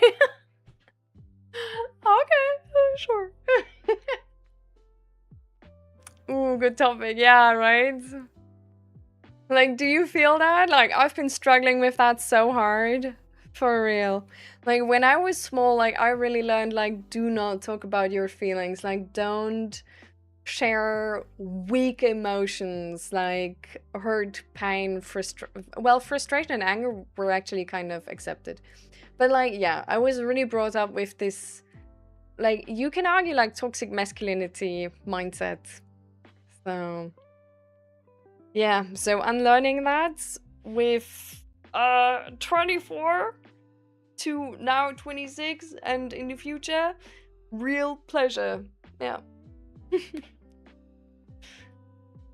I was working on my German this morning. I have a second round of a job interview tomorrow. Nice, let's go. I hope it's gonna go well, Lucia. Do you need German for the job interview, by the way?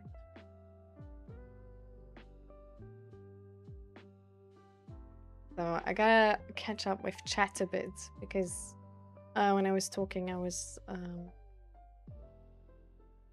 not keeping up with the messages. Whoops.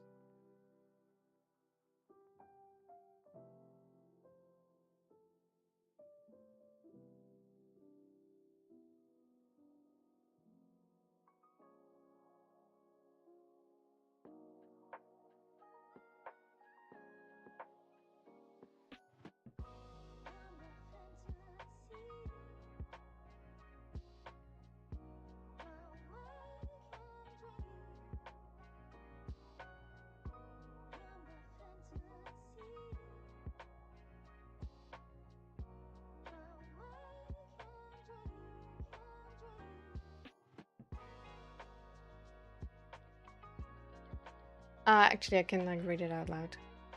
I used to reject anything people would tell me, any therapists or any friends. I just wouldn't listen when they tried to help me. It would just be dismissive. I think it was a defense mechanism. I don't know. I mean, I think it's, so for me, like one of the so when I started therapy, the like 2 years of like where I had the therapist which I actually clicked with. At the beginning it got better. Then I felt mentally worse, and then it got better again. And that part when I felt worse was the part where I sort of understood how I, to a certain extent, just ruined my life on my own. So, I don't know. I think it's not uncommon to just like learn about how your patterns are influencing your life also in a negative way. And that there is sort of like a correlation about like what you did and what you experienced for like some of the things you go through, right? And taking that in just sucks. Like it's not, it just sucks. Yeah.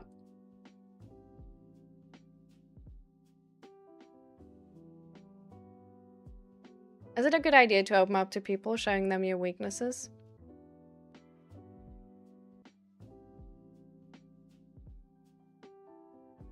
I think,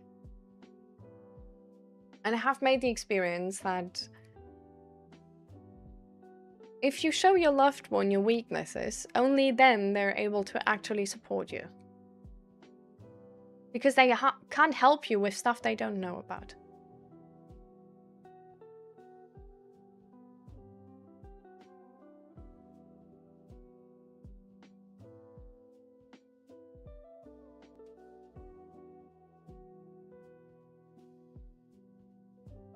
Hi, Julia. And good luck with your meeting in 5 minutes.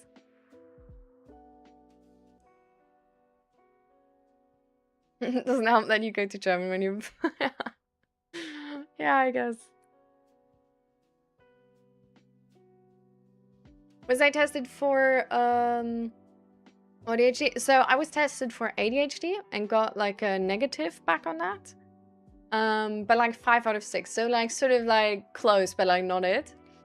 And I could have done the autism diagnosis, but I didn't because I didn't think the going through the process takes time. And I didn't really see that I would get much out of it. So in therapy, we just talked about like how I can develop my skills better, which was what I needed. So I didn't get an official diagnosis on that. I do know that my psychiatrist told me that she thinks I'm gifted. And my psychologist was definitely like, because we did the pre-screening for autism, and he was like, yeah, like autism could definitely be a thing, but do you want to, or like do you think it's going to be worth it or not?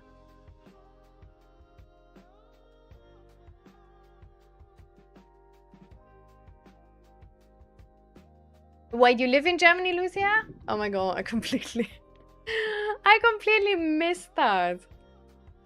Did we talk about this before?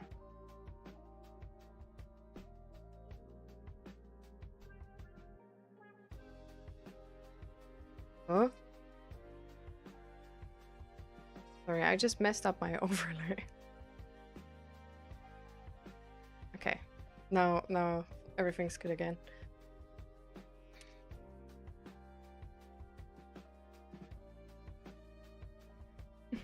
Don't worry forever.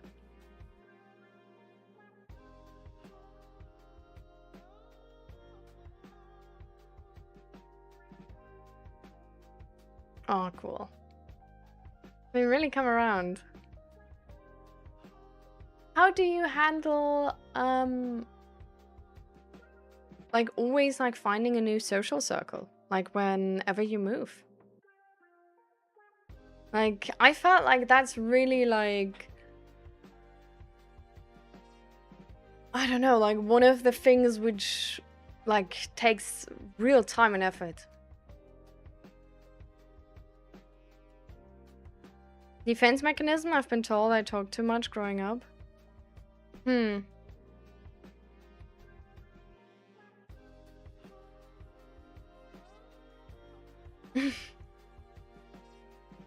Yeah. I don't know whether, like, what the cat is doing. Maybe he is doing, maybe he's taking apart the internet cable.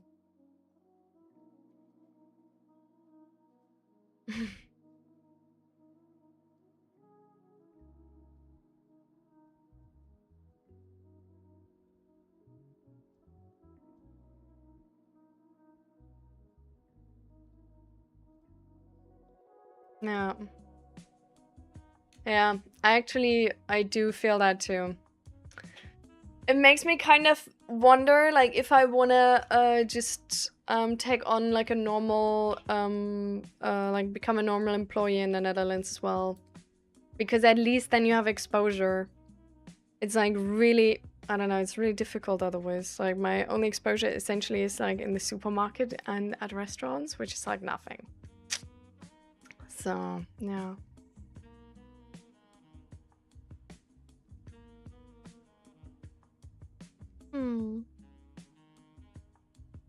However, why would like talking too much be a defense mechanism, by the way? For what would that be a defense mechanism?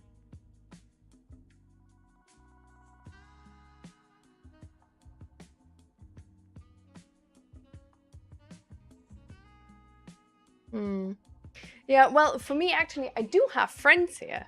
The thing is, they're just like either they're also expats, or we just always like speak English, because it's like we don't meet as friends and meet as like language learning thing, right? Like we just like when you meet, you like have to make the time count, sort of, and it's like I don't know, it's just if you can't like share things, it's really hard, I think, to like have that like friendship quality time.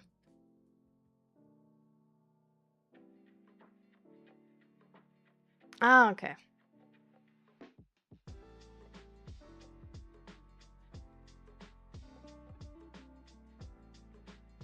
Hmm.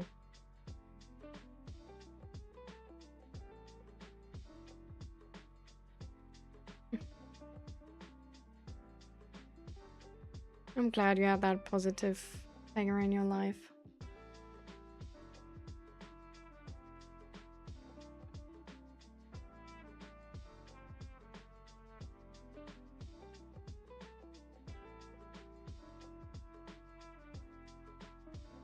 Hmm? Oh my god, you guys didn't even see him. Oh, you can't see me.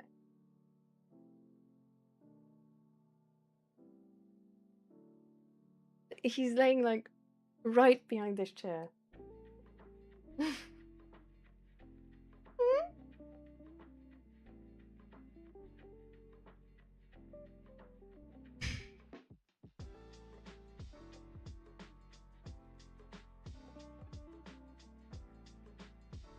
Yeah.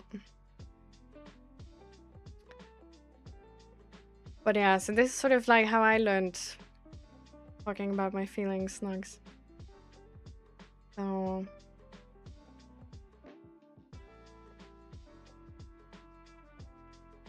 maybe that can help you too.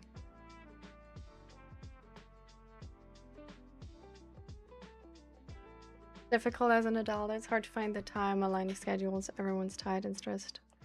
Yeah. Also, like, so many people already have social circles, right? Like, you really need to find people who are, like, looking for, like, to, like, also have the time. Like, not only look for more friends, but, like, also have the time for more friends.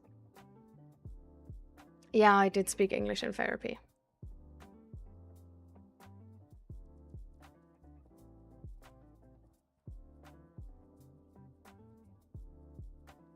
The community center in Utrecht with a crafts group. Drahtverbinders. That could be Dutch for a place outside Wokingham. Like, the only thing I, like, also have is not a lot of motivation to learn Dutch.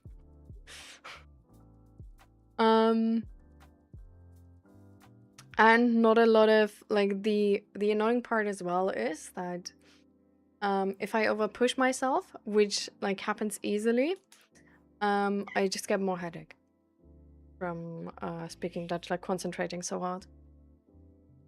Come here. Yeah. Come, buddy. Do you need a special invitation?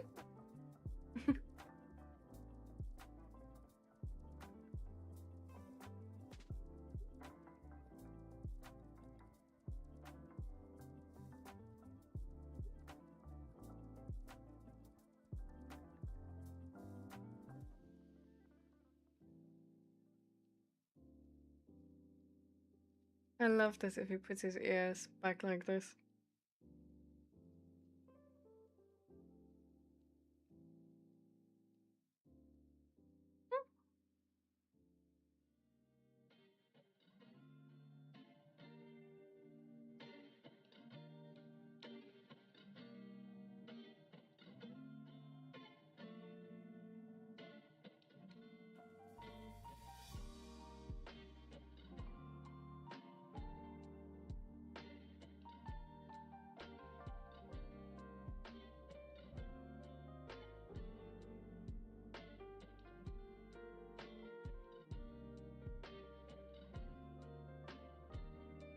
Yeah.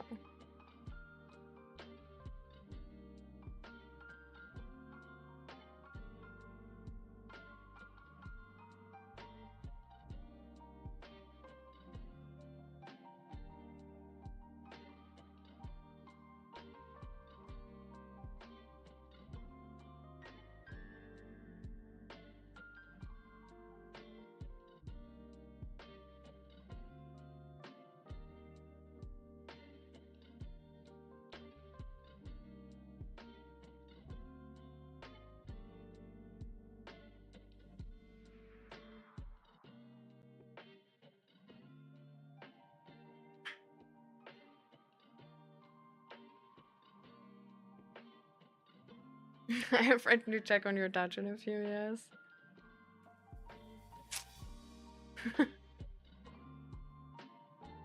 For me, Meetup helped a lot with meeting people. It's mostly for international people living in different cities. But they have folks organizing things in different cities. Might be worth a look. I actually checked it out. I was at a few Meetup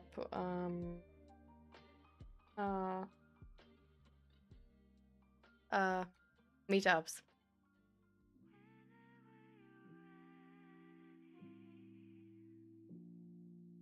I haven't really been taking care of myself. Okay. Oh, I'm sorry. Did I put my second hand away? Yeah. Outrageous. Spoiled brat.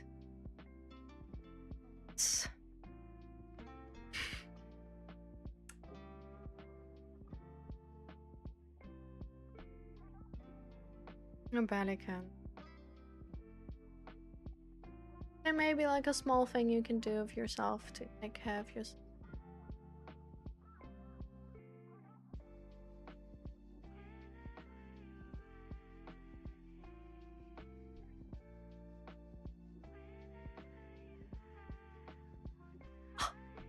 Excuse me.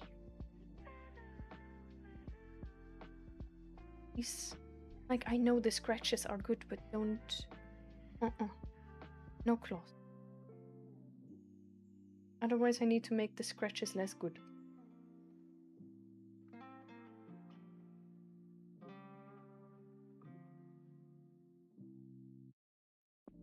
It's 2 p.m. I should get my lazy ass out of bed. Like in 30 minutes. Do it with kindness, Nux. It's hard what you're going through. It's okay to have rough mornings. It's also, I think it's a good decision to decide, like, okay, and even if it's a bad morning, I'm gonna get out of bed at some point. But you can still be loving about it, you know? Like a parent who knows he definitely doesn't like the toothbrush.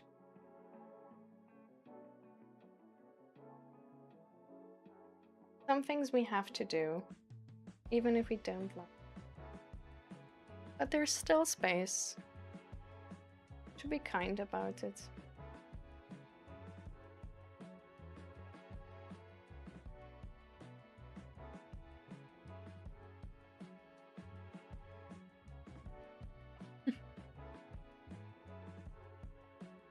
Good luck grocery shopping, Lucia.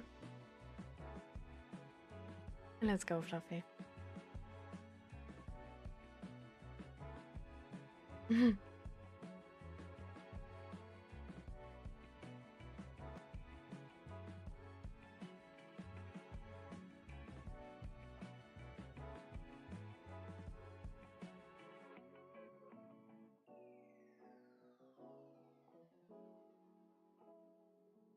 Ooh. I mean... So what are they doing there at, like, Drahtverbindung?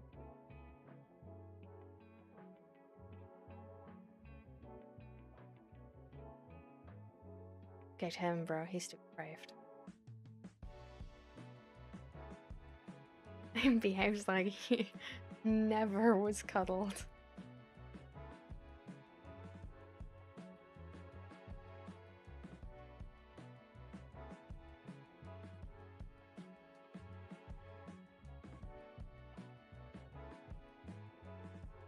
YouTube and SoundCloud on your Discord self-promo.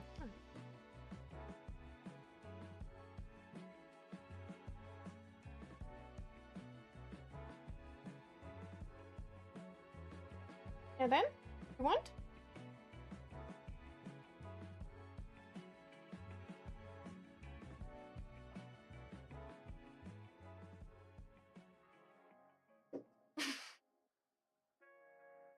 Somebody! You can go into your... You can hold the chair. Okay. Come up here. You looked at it like you want...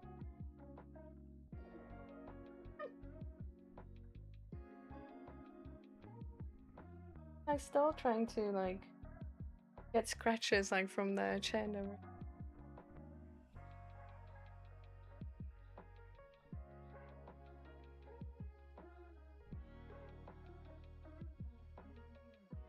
And you could have stayed if you wanted more.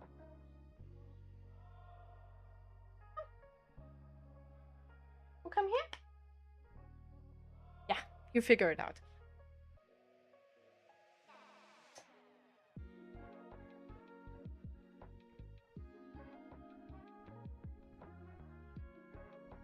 They knit and crochet. Oh my god, there's so much cat hair in the air. And on me. Oh my god. Do you guys see this?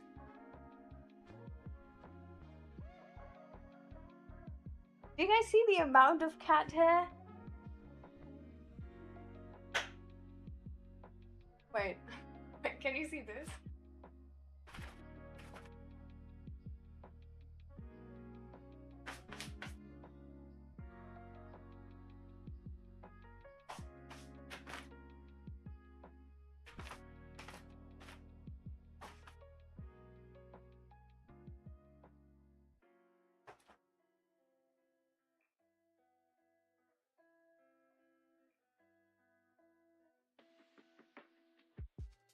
Oh my god. So much fur. Ugh. Everything is full of cat. I hate it. You cannot keep anything clean anymore with this cat in our household. So annoying.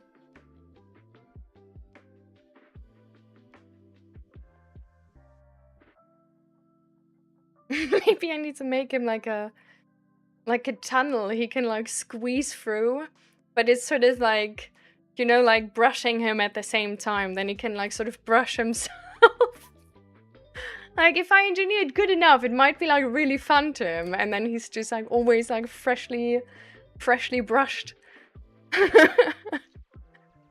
Like that wouldn't be that would be smart. No, I don't know.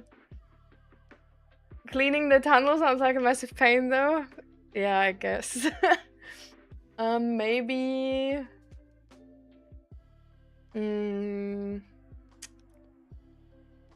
Well, technically you can like maybe like unclip it and then you have a mat.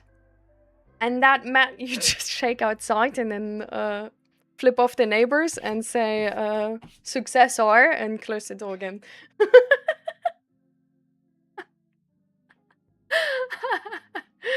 Just kidding.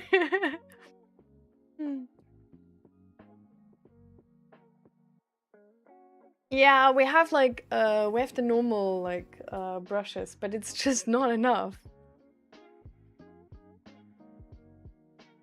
German engineering.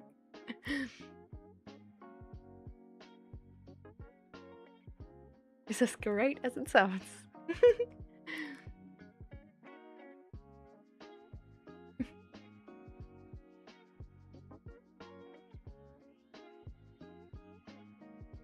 Out of mats. Yeah. Well, it doesn't need to get entirely out, right? It just needs to, like, the mass needs to be out so that it can take up more hair. But it doesn't need to be, like, actually clean. Your cat supplies you with yarn? Sure. I thought about something else. I thought about, imagine I make one of those bees and fill them with cat hair. Like, that's really soft.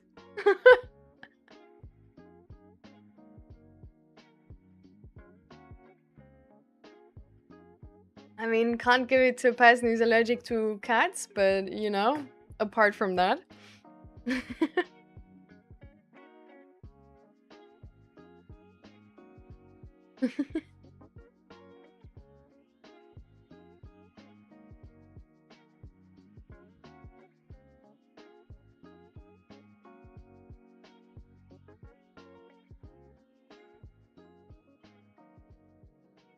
I mean, maybe, Miss Fiver, you can find a different easy food, which is also,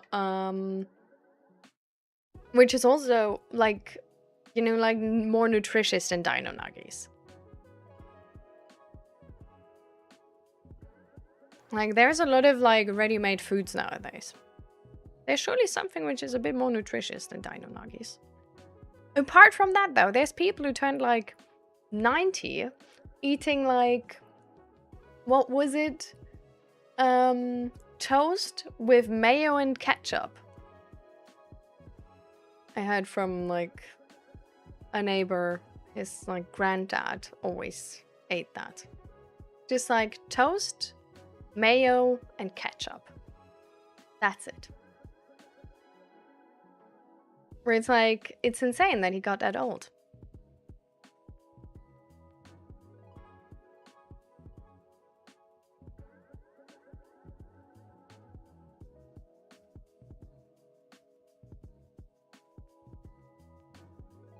Oh, yeah, that would also be an option with the signing up to a meal plan.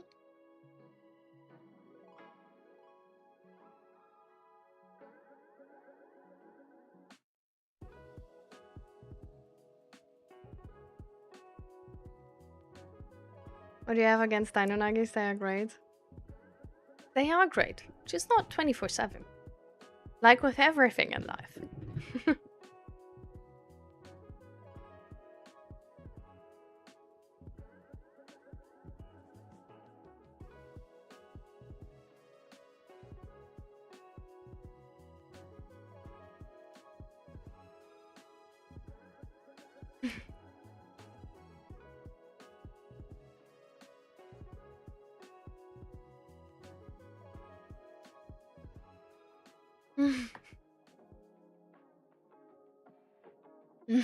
Judith coming in with the best arguments, just unbeatable. You can never discuss like gonna win the discussion.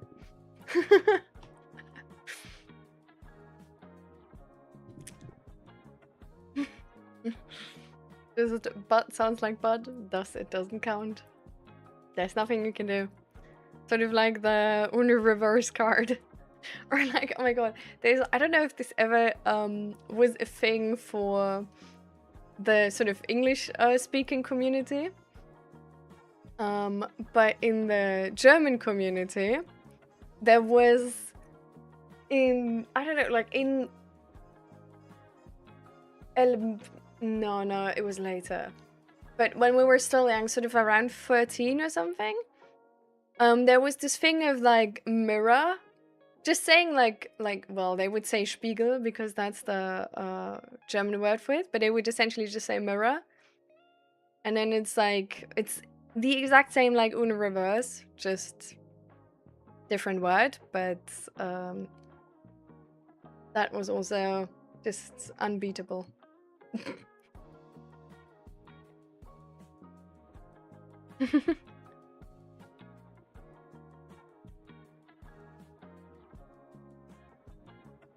But I think forever at the end of the day, as long as you do eat, it's like that's already the first step, you know?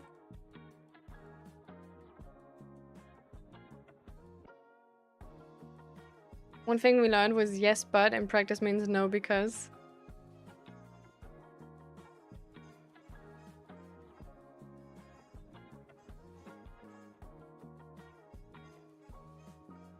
I mean, sort of?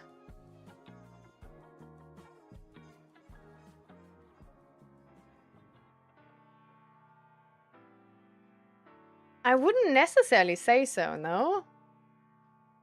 I think yes, but it's also like, I agree with your solution, but we still need to find a different, like an on top of that, like an even more detailed solution to the corner case or something.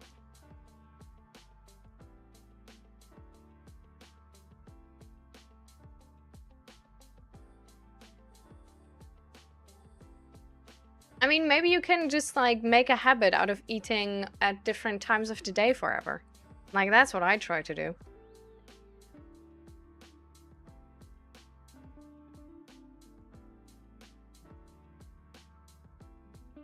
And I mean, cereal is already a good second option. You know? And like, we all do what we can. There are some things which are easy to us, there are some things which are hard to us. But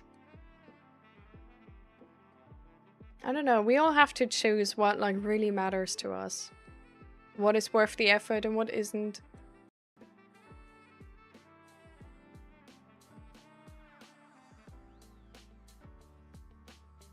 It might be part of the education to make you more Dutch. Don't say yes, but just say no.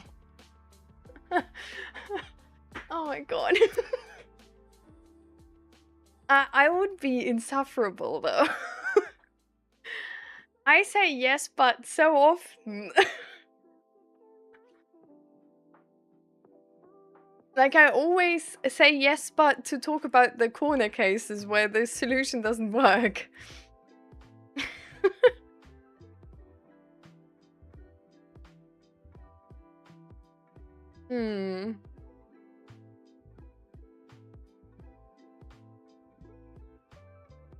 Well, in a response to criticism, that's...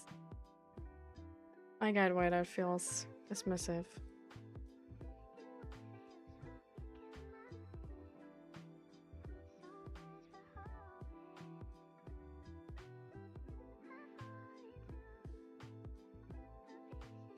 Yeah, so really what you're saying is you're wrong because this exception.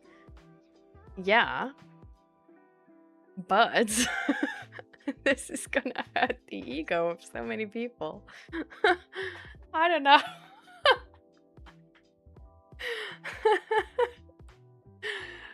No. I can't be going around crushing egos like this. Like, so many people are already inconvenienced by the fact that I'm smart. I don't know. You gotta make it easy for people to acknowledge that you're smarter than them, you know? I mean, maybe that's also incorrect. Maybe I do have to say you're wrong. And then and then the people who can't, like, stand smart women, like, go out the door of themselves. And I find people, like, really work together really well with people who are smart, you know? So maybe you are right, but it's just... it's scary.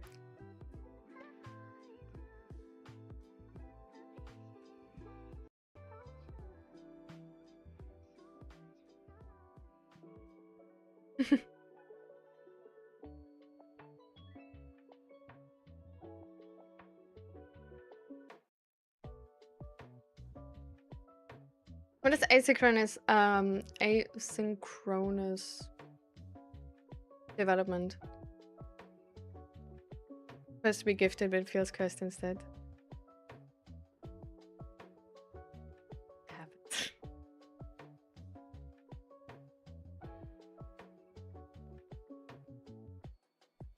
I still use yes, but as well. But realizing. So this is essentially also a yes, but.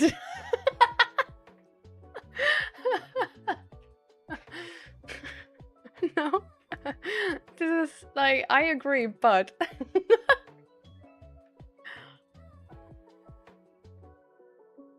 That's helping for some people's BS. Yeah. I guess, like, it always, like, if you're aware of what you're doing, it just helps, right? I guess, like, more awareness in that regard is, like, to, like, it's also arguably if that's really good. So, like, how much awareness is beneficial? Let's have that discussion. Like, what do you guys think? Like, how much awareness is beneficial?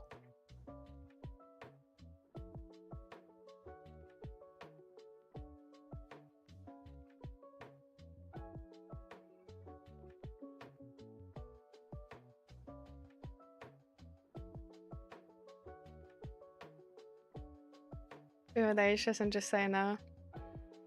I'm gonna take this with me, okay? And I'm gonna try.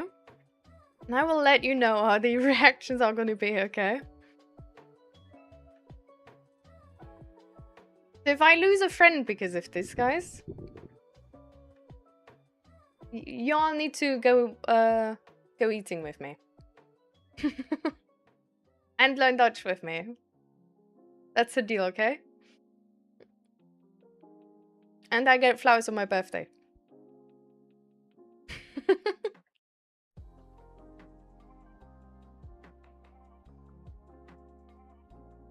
Development doesn't grow at a steady pace. Oh. Like, intellect grows faster than emotional intelligence? Oh, yeah. Okay.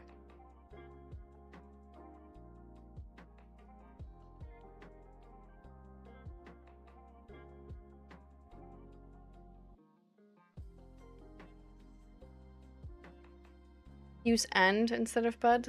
Yes, and. Ignorance is bliss, but only when you're unaware you're ignorant.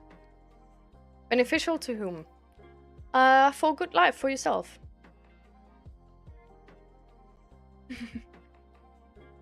Take zero responsibility. Oh, man. Aww. I love that, Judith. Let's go. I'm gonna do it. I'm just gonna be insufferable. So I get dinner cooked by Judith.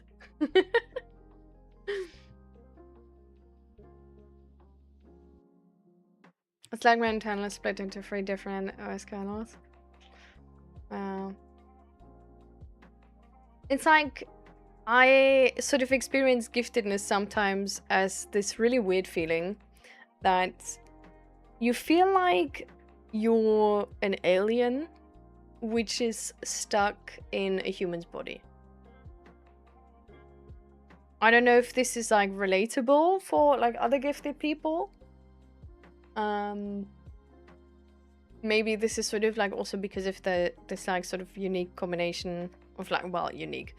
But like the unique combination like I went through as a kid and like how, like in what way I'm neurodivergent and stuff like this, but oh my god, yes, that's exactly what I feel.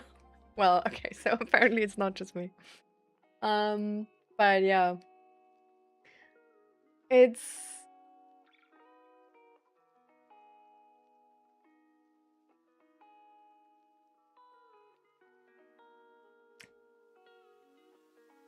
sometimes like a really like tough feeling.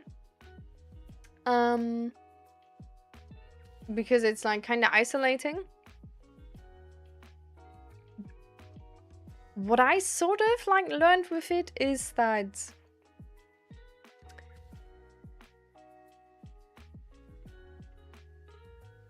a lot of people have a lot of the same problems, like me. Not all of them in that combination, but a lot of people can relate to some of them. And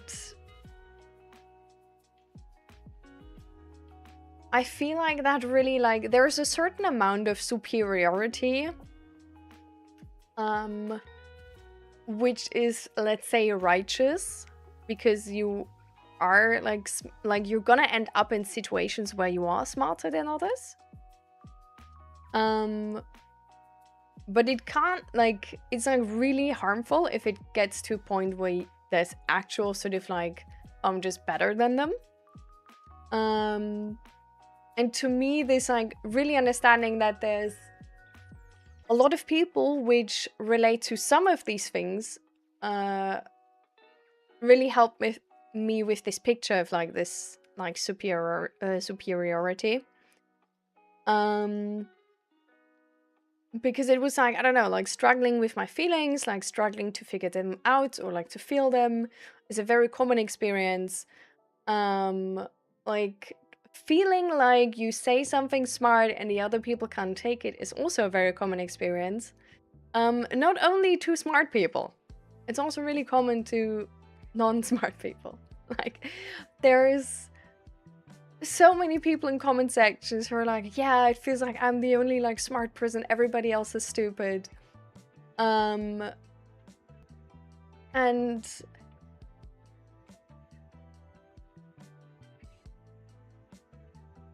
I don't know, like to a certain extent, it's really helped me at least.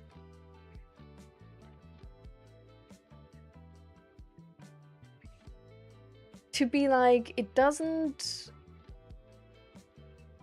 There's so many situations where it doesn't matter if you're right.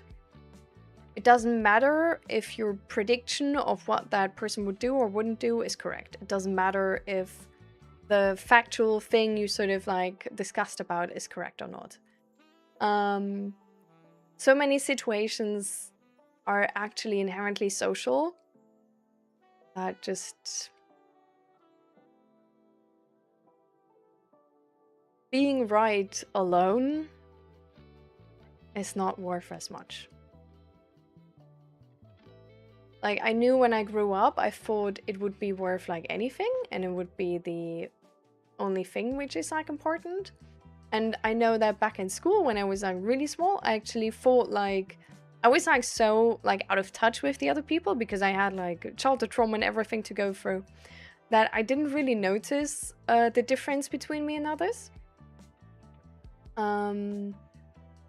That only came while studying, I think. But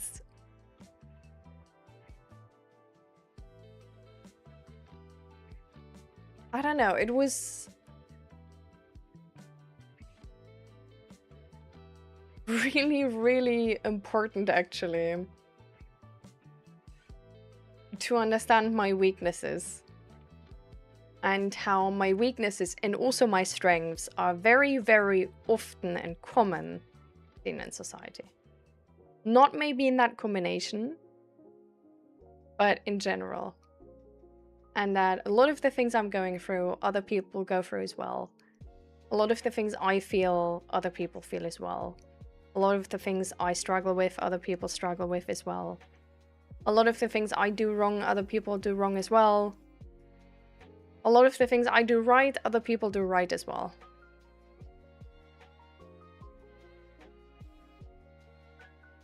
And sometimes you can say the correct thing and it's gonna be wrong.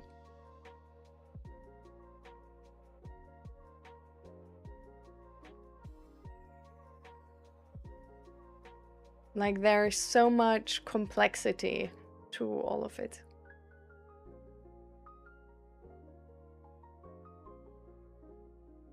That just intelligence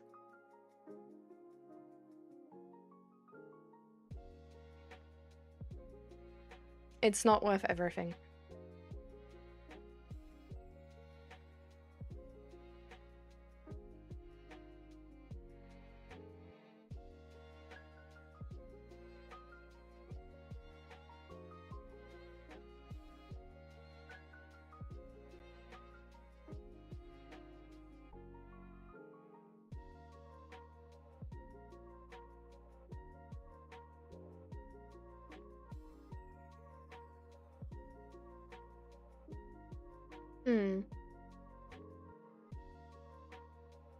And hi Nachos, welcome, welcome. Yeah. We just talk about calculus. I mean, I do have to say, right, like, I have very specific expectations about how I want to spend my free time. And I think just talking about calculus is not on the plan for that. Like, this is also, I think, one of the things I sort of struggle with. Like, so many of the things I do are productive, that sometimes I lack things which are non-productive. Which are also important, though, for your emotional well-being. And it's really annoying, because usually everything I touch, I make productive.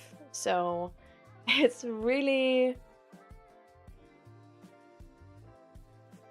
It's sort of like, in a way, it feels like this, how's it called, like Midas? Like the person who touches stuff and then it turns to gold, but you can't eat gold. That's what it feels like. Like, if you say that to, like, if you tell people, like, oh, I did this and this and this, like, it's gonna be, like, because of capitalism, it's gonna be like, oh, but that's so cool. And, like, oh, yeah, you can sell that. You need to find a way to do that. And you're just like, yeah, I already have plans. But I actually don't want to do that. I actually don't. This is not helping. Don't, like,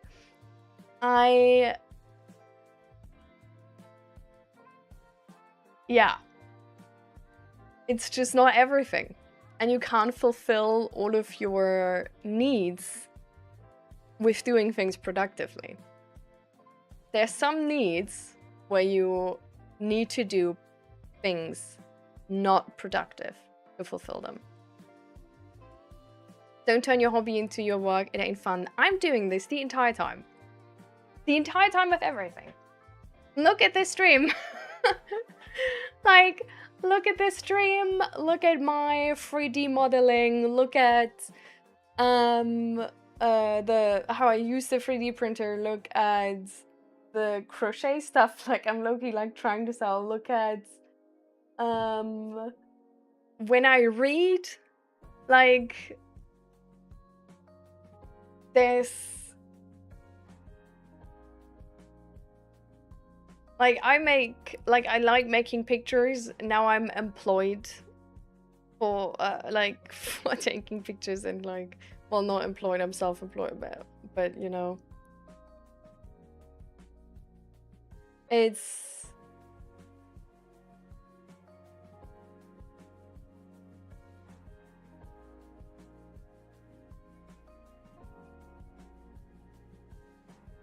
so, yeah, definitely I'm doing this. But yeah, so we'll see how it's like. I'm gonna have my appointment with the KVK soon, and then we're gonna try this self-employment style for a time.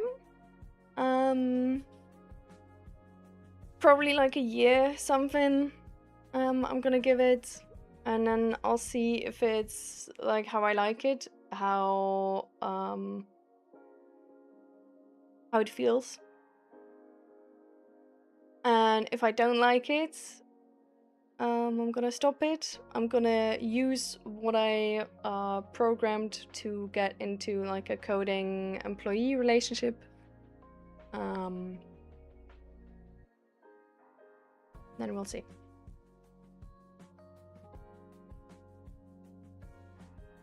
I became a coach in League. It's actually more fun than actually playing it. I think the difference is really if you try and monetize it, Fluffy. And then also are dependent on that monetization.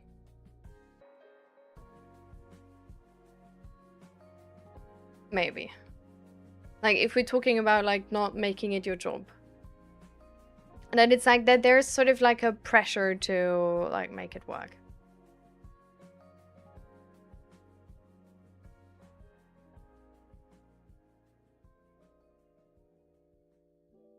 No, it's definitely, like, I definitely understand what you mean, Mr. Soup Vegetable. Like, it is complicated to, like, maintain the fun and everything while,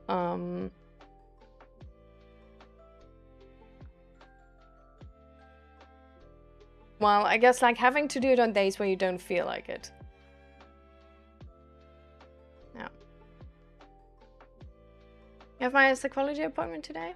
I don't know if I ask her for increase.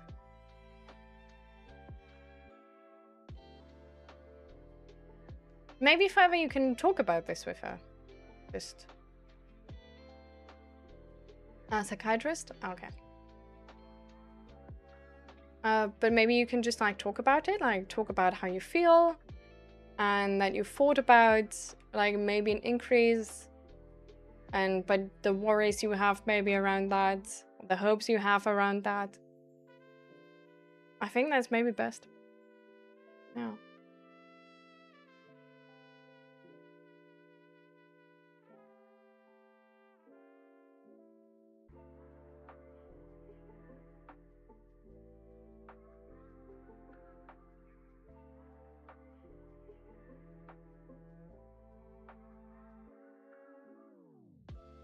I think it's actually not just a payment. Like, I was able to put myself in that position without getting paid to do stuff. Usually this only happens if you get paid to do stuff, but I think it happens if you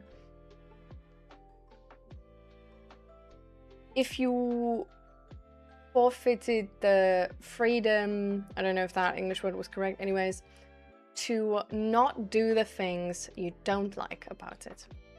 Once you make something into a job, you have to do the things you don't like about it as well. Like, it's gonna turn into this full package where you can't avoid or procrastinate a certain thing, or like cut out that last step or something, but it's gonna turn into a full package. I did do this without getting paid for it.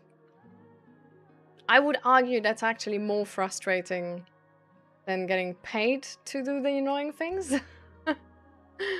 But we'll see.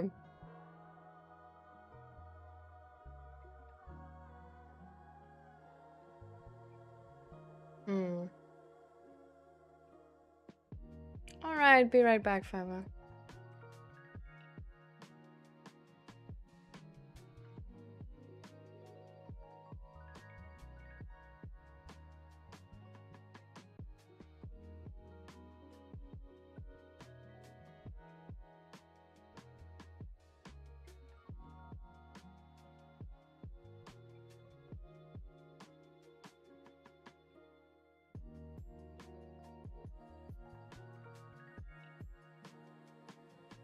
I think intelligence definitely, I don't think I would like give it away either. Like, I think I would always, but I feel like maybe that's also the wrong question, because I'm not sure how, like, I think I am so intelligent today because I over and over chose intelligence, essentially. Like, I chose to fix my problems in an intellectual manner and like overthink about stuff and try and think my way out of things and stuff like this. And I think that's really why I have like so much wisdom, knowledge, answers to things, because I spent so much time on this. And now it's sort of like second nature. Like, it's just quicker to think about things. It's quicker to sort of like you train something and you get like really good at it. So, and if that is the case, if that's how it developed, then it's like obvious that I would choose it today still, I guess.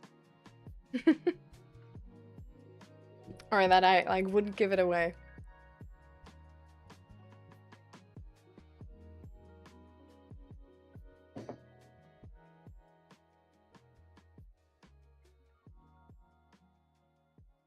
But yeah, I don't think it's like just positive. Like, I'm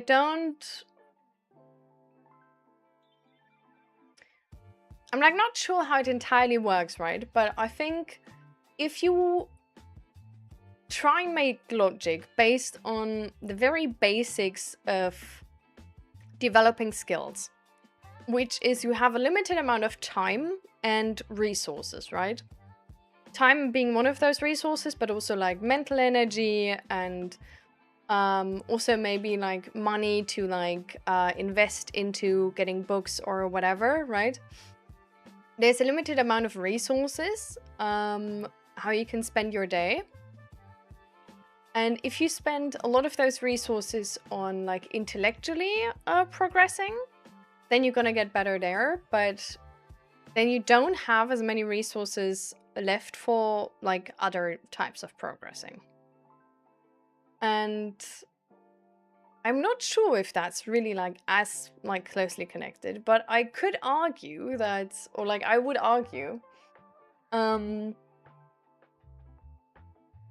potentially emotions are so hard for me because I invested so many of my resources in the intellectual side of things, and not in the emotional side of things. And now that I'm like with therapy, sort of like made aware of that, I invest more on the emotional side of things, but I just notice like how much I have to learn in that regard.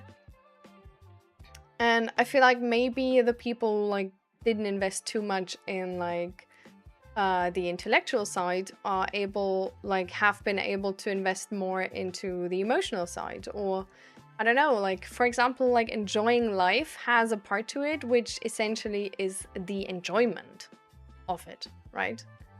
Like, to really like be happy in your life, have a good life, you need to be able to enjoy it. So there's this part where you need to be in the moment and be able to just enjoy.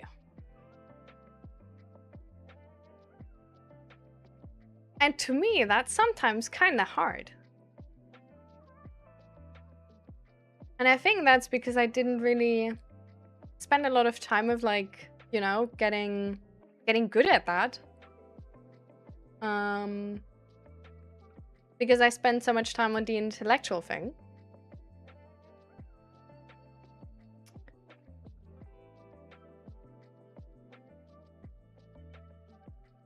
So, I don't know, like I always feel like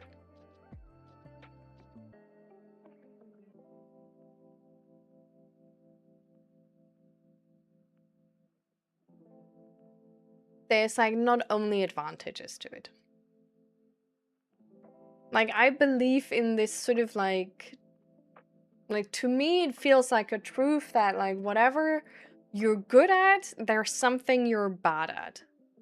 Like it's that there's like always this like yin and yang type situation, like always a balance.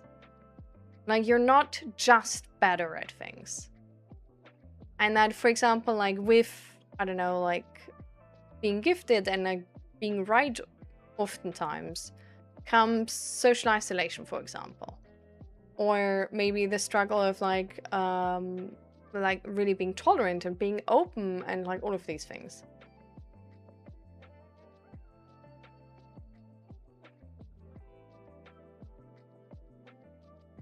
I need my intelligence stat for my magic. How should I cast Fireball in a small room anyway? I gotta run. Thanks for the chat and the ponderings. Enjoy the rest of the stream. Thank you so much and see you next time. It was a pleasure. But yeah, I don't know. Like, I feel like there's, you know, yeah, I feel like there's always yin and yang.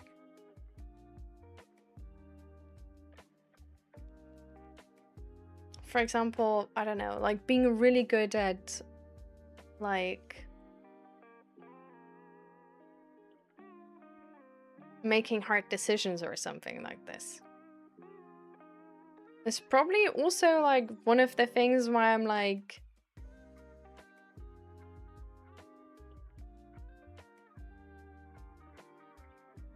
not as good to just like be fine like not making a decision. And just going with the flow.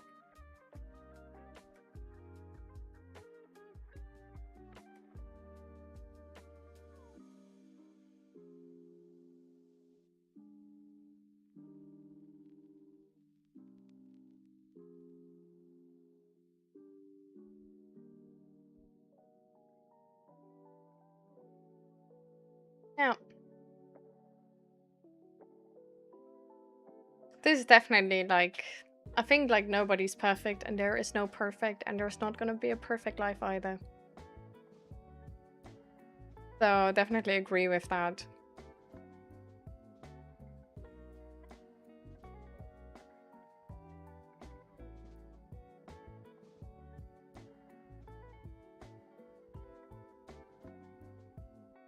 Yeah. Really need to like find your people, I think. So yeah.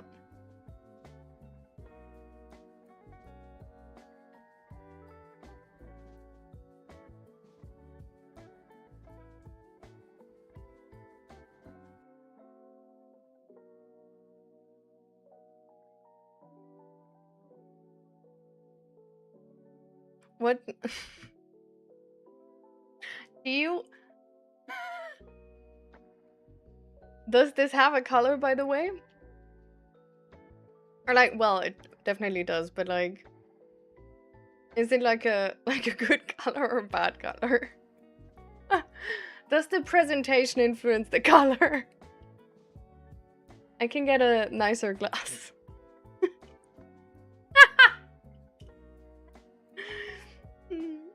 This is fair. Looks like coffee. It's actually not coffee. It's like a how is it called? Like a protein shake. But it tastes like milk rice. And it's kind of disgusting.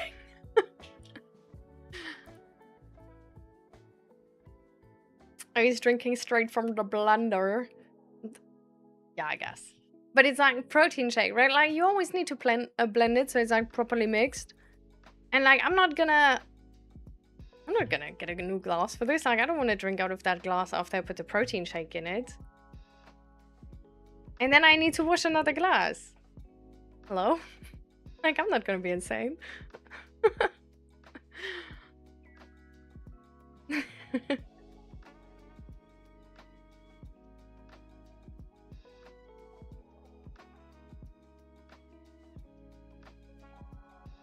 Progress. Oh yeah, okay. Thank you, Judith.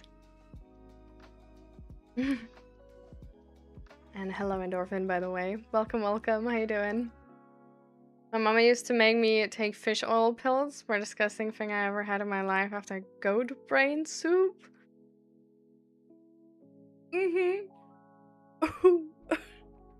Like, goat brain soup is...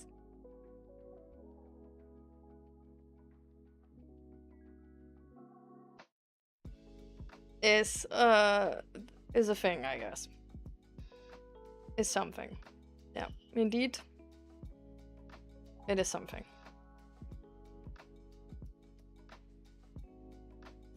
But yeah, my fish oil pills are actually also kind of tasteless. What I do notice though is that if I, for whatever reason, like I also drink something else, eat something else, I need to burp or something like this. After like sort of in the first hour or two after taking the fish oil pills, my breath is gonna be fishy and I hate fish. And that's really annoying. It's like, ooh. Frog legs taste like chicken? Good to know. Yeah. Definitely gonna use that knowledge. Yeah, yeah. I just hate the rice. And after the earthquake, like, isn't that like the goat brain soup like really like something like very exquisite or something? But it's good for you, yeah. For sure. I also, I can like really just recommend taking fiber. Like making sure to eat enough fibers. And if you don't for your nutrition, then just add like a fiber supplement. And I have this fiber which is called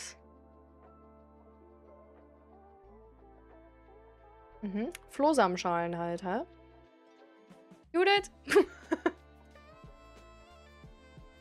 I used the chat joker, please. And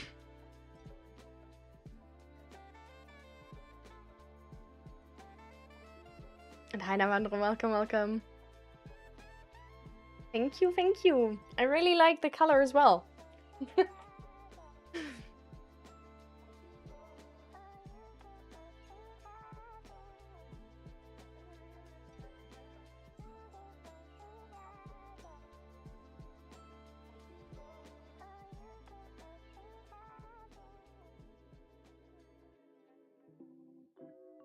Oh, haggis.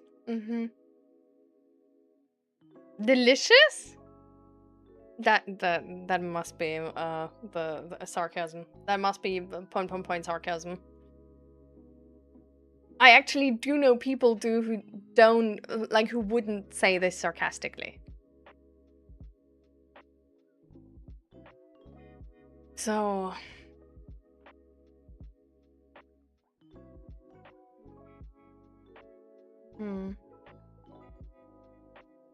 psyllium husks. Ah yeah. Thank you, Fluffy.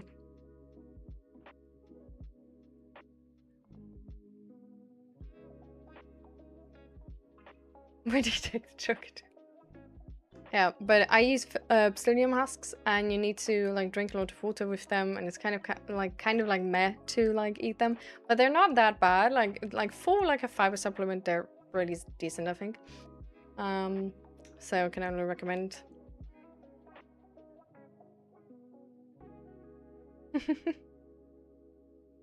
I actually don't even use blush, so I'm just blushing.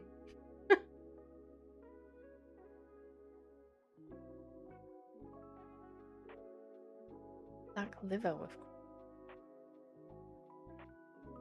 There's not really like a restaurant where you could get this or something? Or like make it yourself, maybe?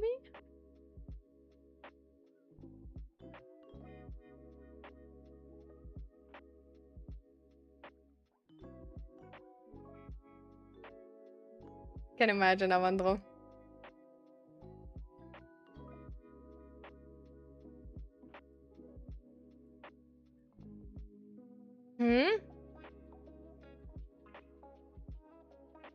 So, Julia, it says your message now was from 1507, and right now my PC it's 1508.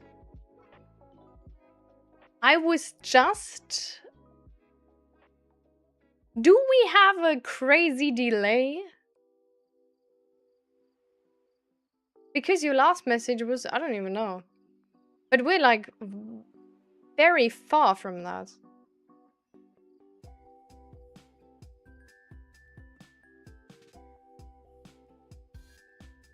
I don't even see it in a chat anymore.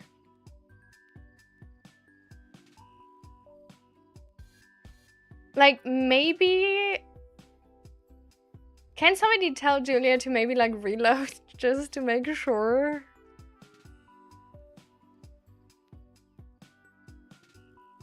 Yeah, I don't know. I don't know. I really don't know, Unit. I don't know.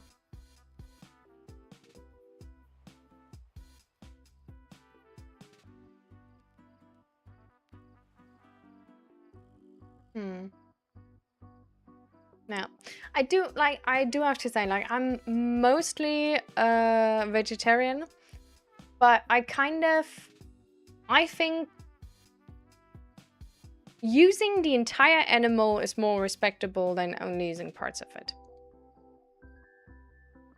It's just... I'm like a really, really picky eater. I even like with most meats, I don't even eat them. Because I can like sort of like taste the... Yeah. How do you really say this? But taste how the animal smells. And that's not good. So it's just with the most things like, ooh.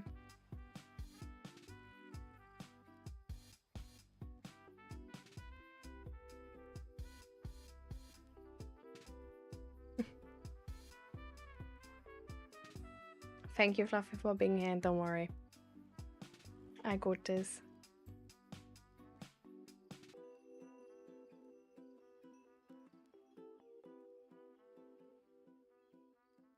Cat. Oh, God.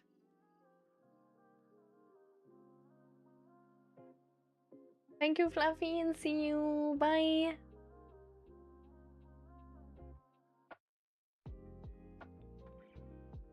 Yes. That's true, that's true. I still wanna like quickly answer you now.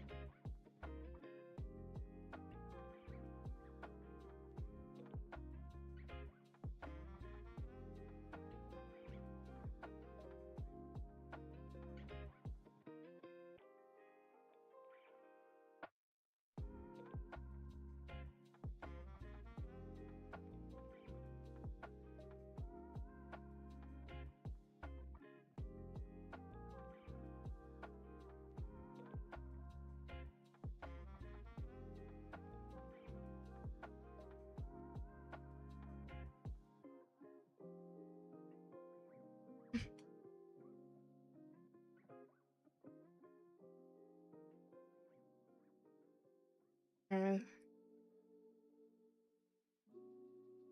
Hmm. Can imagine.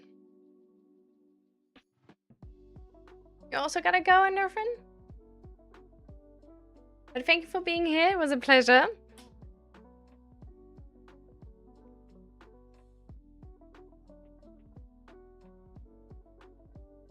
But nobody questions what is in a hot dog. Oh, with the horse meat or...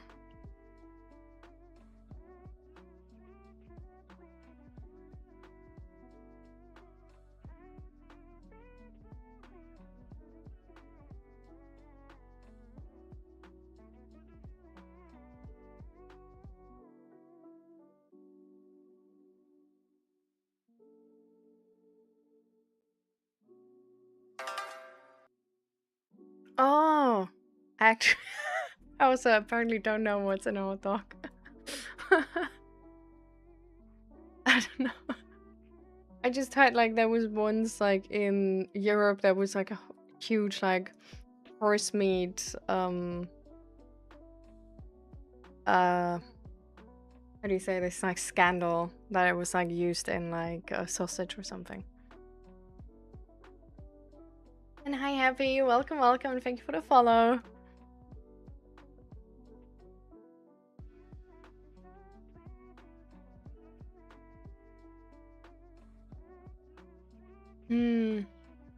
I did, but I thought it's like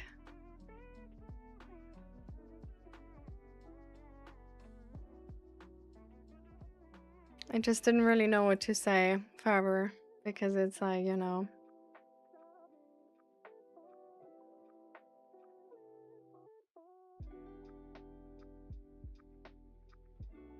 Like I feel you know, understand. This.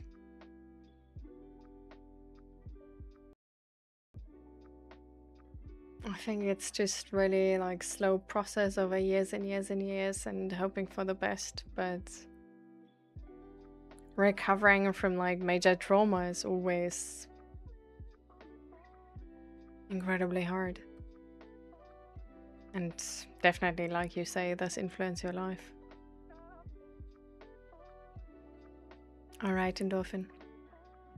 Bye and see you next time.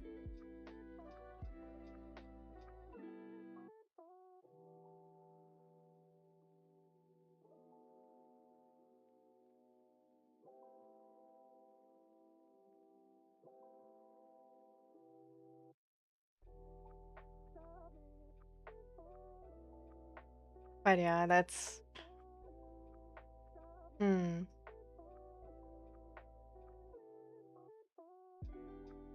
Like, I know that there's like survivors who like were able to sort of like retrain their brain to feel safe. But as far as I'm concerned, it takes definitely like a lot of time and effort, and it also of course depends on the person, right? So I guess it's like with anything in life, it's like not impossible to build it if it's like really one of your priorities.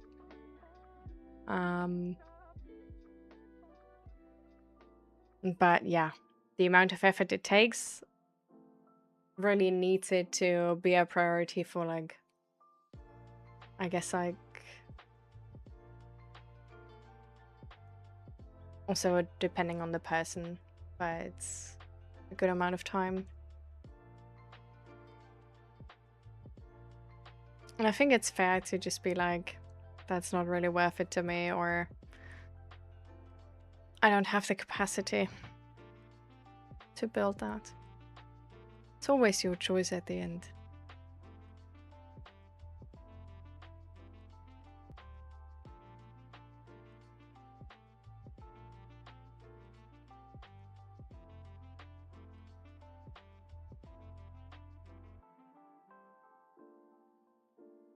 But if you do ever want to like, you know, change anything about that,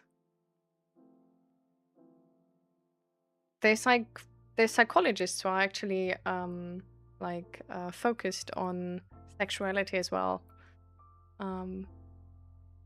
And there's for sure also psychologists who have this like very specific combination of like trauma and SA trauma, and then like trying to rebuild what safety has been lost.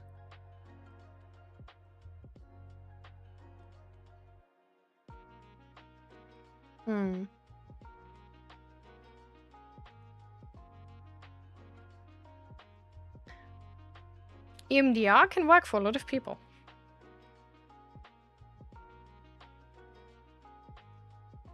So I hope there's like good results.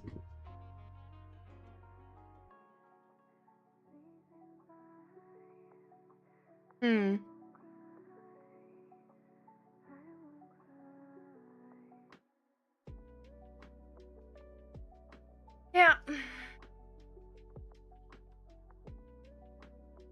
I actually like never had EMDR. I would be interested actually to at some point like maybe also do some proper trauma therapy to see if there's sort of like more which can be done.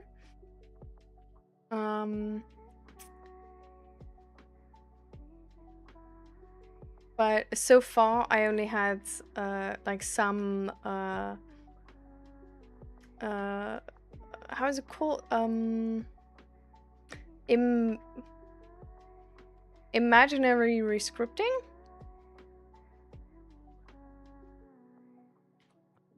Or is it...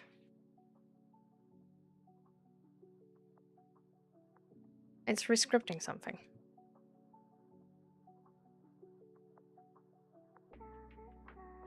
Ah, yeah. Yeah, imaginary rescripting.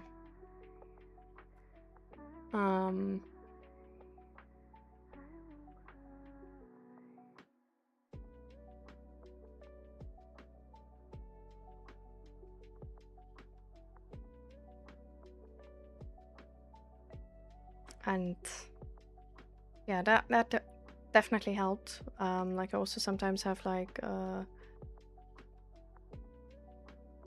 or I don't know. Like I'm not too into like all of these like specific labels. I just know that my therapist was like PTSD is on the list. And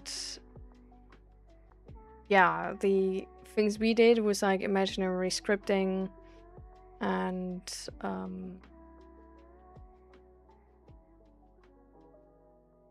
a lot of like talking about boundaries and how I can make sure I speak up for myself, and then exposure therapy of like sort of like safely re-engaging with certain topics and trying to gain safe memories.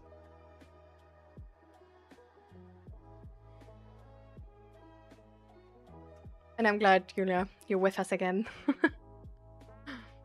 Don't worry about it.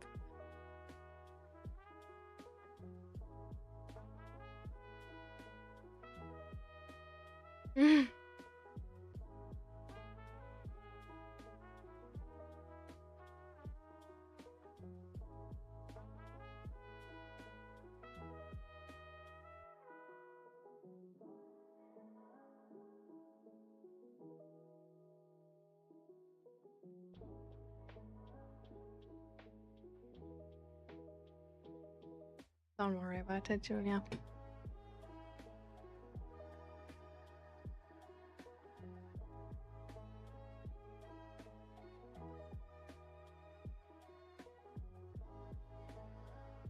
Welcome back, Relaxing. Nervous system is so fucked up that now even an unknown incoming call makes my heart beat faster, and if someone yells at me, my heart goes up faster.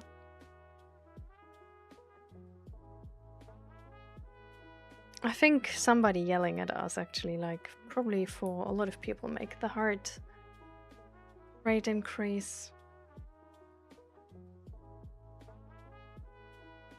Of course, sort of to certain limits. Do you know how you can calm down relaxing? Have you looked into some emotional regulation strategies?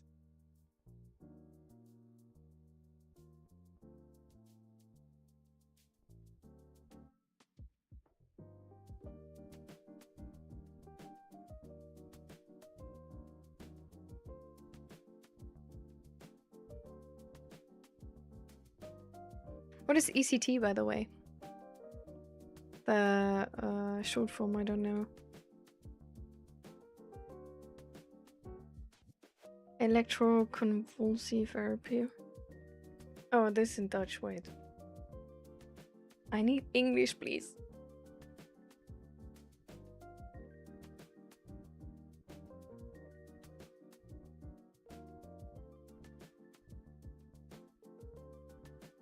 Mm-hmm.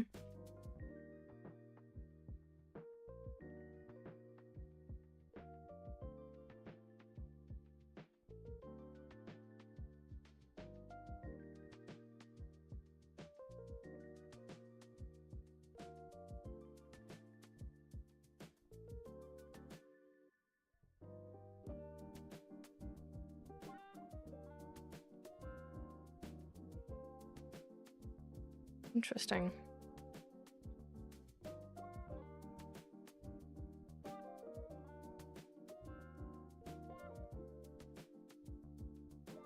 Sort of like they put you to sleep and then you get like a small like sort of electric shock, which apparently like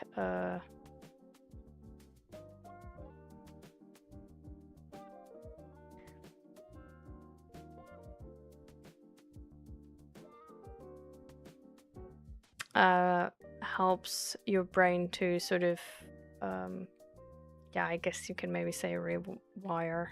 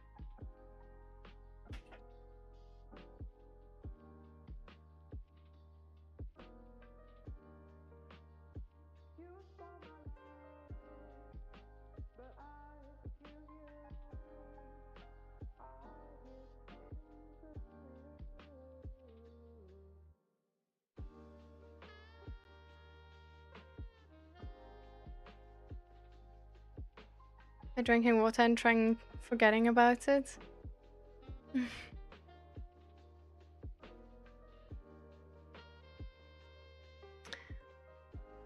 Showing the emotion like physically, if you're like in a safe space, for example, within your room, can be like a really great way to just let the emotion out.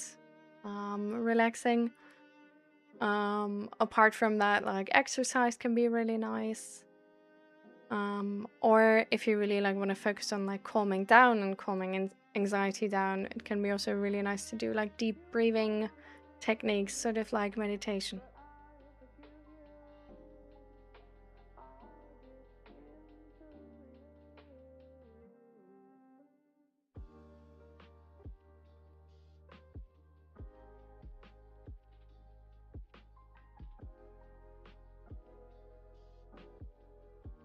So what I found, it's that ECT nowadays allegedly, like from like like the quick internet search I did, is that it's like fairly safe. There can be like a memory gap at sort of around the time around treatment, or sort of like a headache or tired muscles or something. But it's apparently like pretty safe, and the mortality rate is like comparably like low to like comparably to like minor surgical procedures requiring general anesthesia. But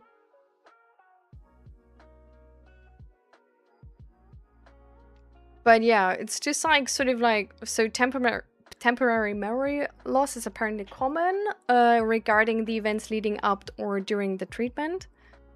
And long-term memory gaps can happen, but are like way less frequent. And like temporary discomfort. But this is like sort of as much as I've found, like seems really positive. There's something else I heard of, I sort of checked in regard with that, which is I heard about like neurofeedback and biofeedback. In like, there's apparently sort of some clinic in Maryland or something. Like I read a like story from somebody who like got treatment there and experienced it like really positively. And but yeah, like ECT seems very like, it just seems really how do you say this, like the part where you put the person to sleep with anesthesia and then you put like the pads on and you give like like active like a current, like electricity into the brain, and like sort of like trigger a seizure is apparently it works really quickly. It definitely seems very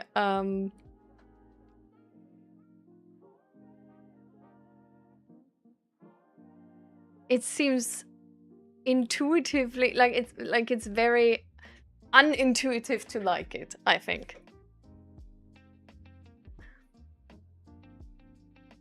Yeah.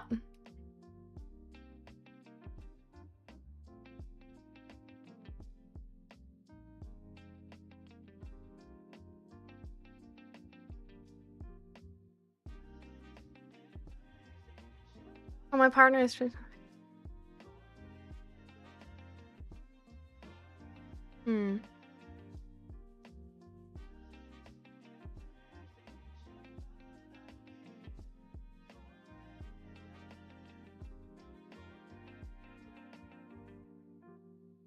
I meditate sometimes, but I don't practice meditation regularly.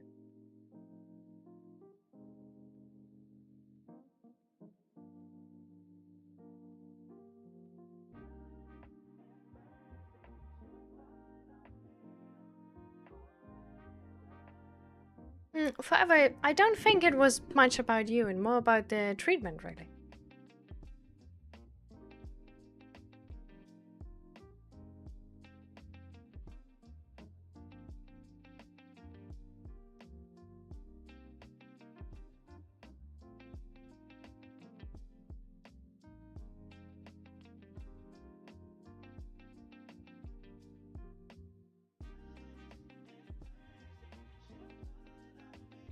Your doctor has been selling you on it.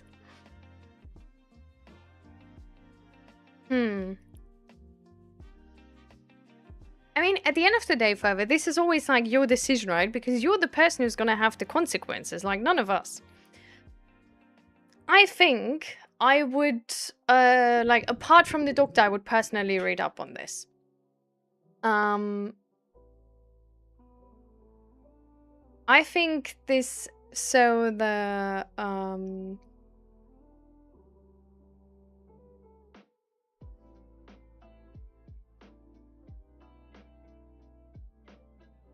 is, by the way, like, you did lots of research on this? And it's like everything lines up with what the doctor said? I mean...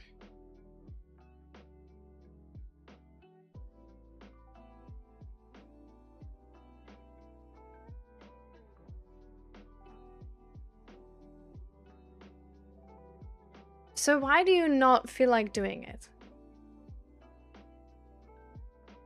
Because I feel like there's some resistance from your part. Like when you first talked about it, especially.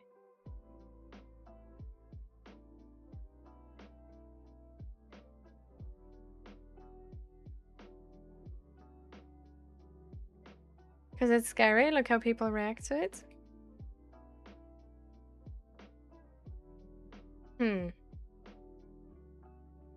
Like, I do think I was like a little bit influenced that you took it as like sort of, that like, well, if EMDR doesn't work, then I can just do this. And sort of like, you know, like then it does matter anyway and I can do the risky treatment. Now that I looked it up, it's like, it seems like it's unintuitive that apparently like this is fine to like put our brain under, you know, like electricity. And I know like to a certain extent like stuff like this works and it's like safe to do. It just feels like, woo. You know, it's like, I don't know, just to me it has like nothing to do with the actual like knowledge or data around this or like the opinion of is this safe to do. It's just really like this child's knowledge you have of like electricity, bad. Right? Yeah. I feel like if you want to do it, like how a person like reacts to it is like, I think if you ask the broad mass of people who are uninformed, how would you like if a doctor puts electricity for your brain to fix you? I think like everybody's gonna say no. Right? So I think like depending on like how you phrase it, it's gonna get vastly different reactions.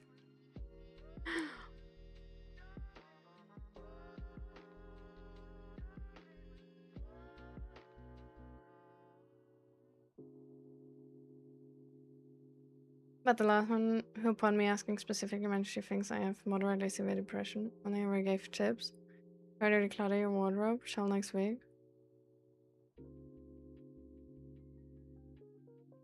I'm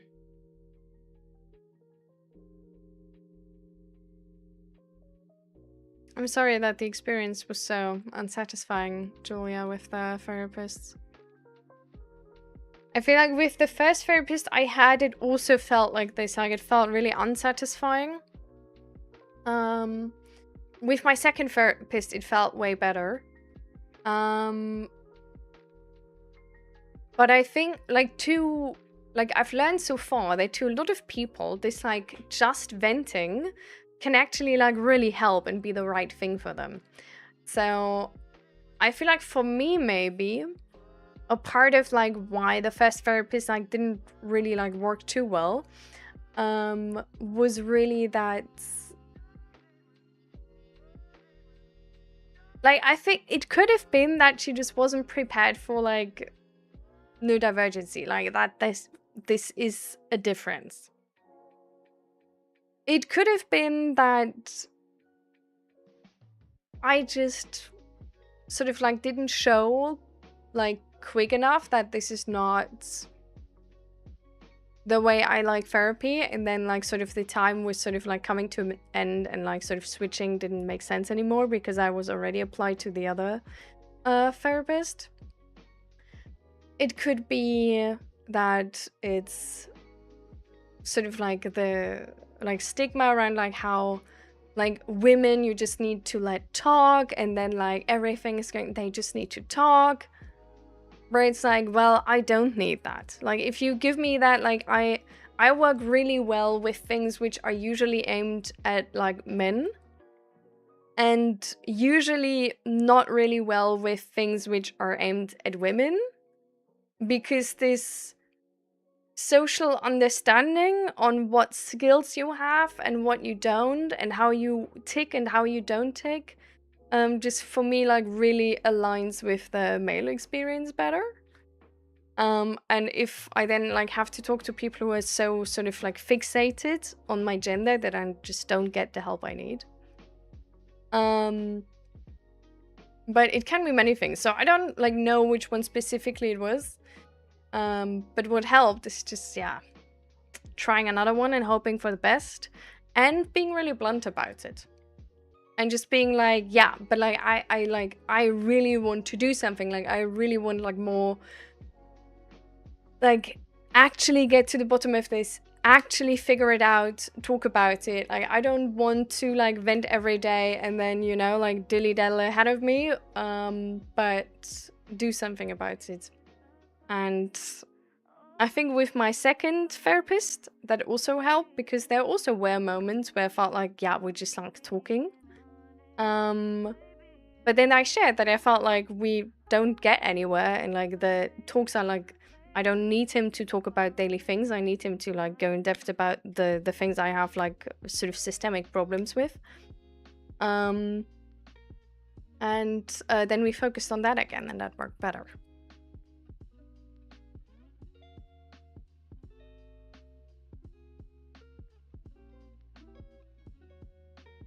You have returned? I was technically the entire time here. We just had some disconnect, sadly.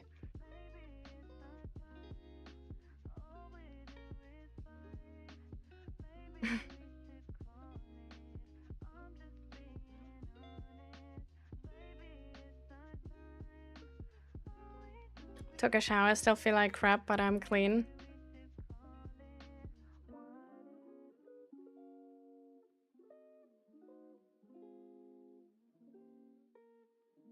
How do you experience exercise, Nugs?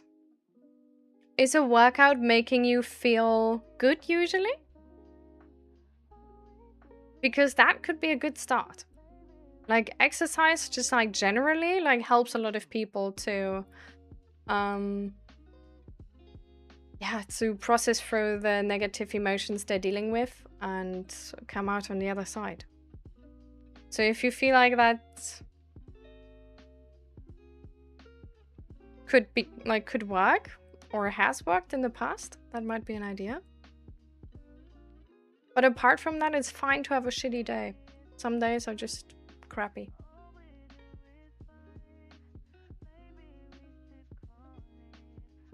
I'm just generally wondering, how did you find therapists to actually try and find out what the underlying issues are? Yeah, I think really the speaking up part, and I'm really good at just talking for 45 minutes, just having a monologue, so I need structure and questions to guide the session.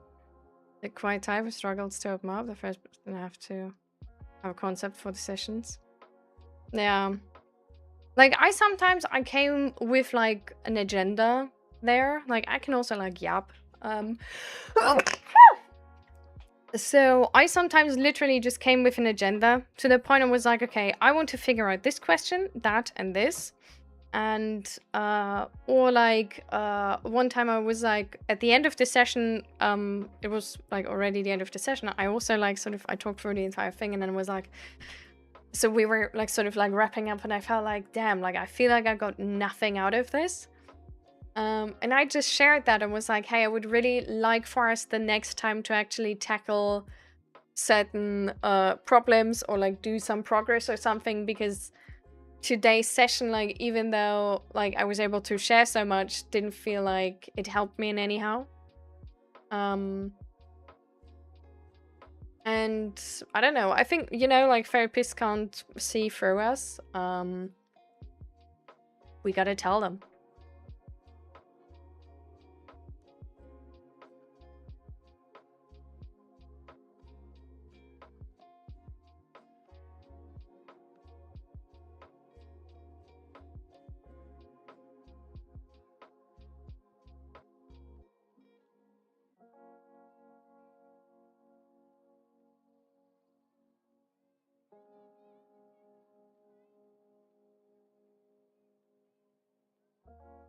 Mm.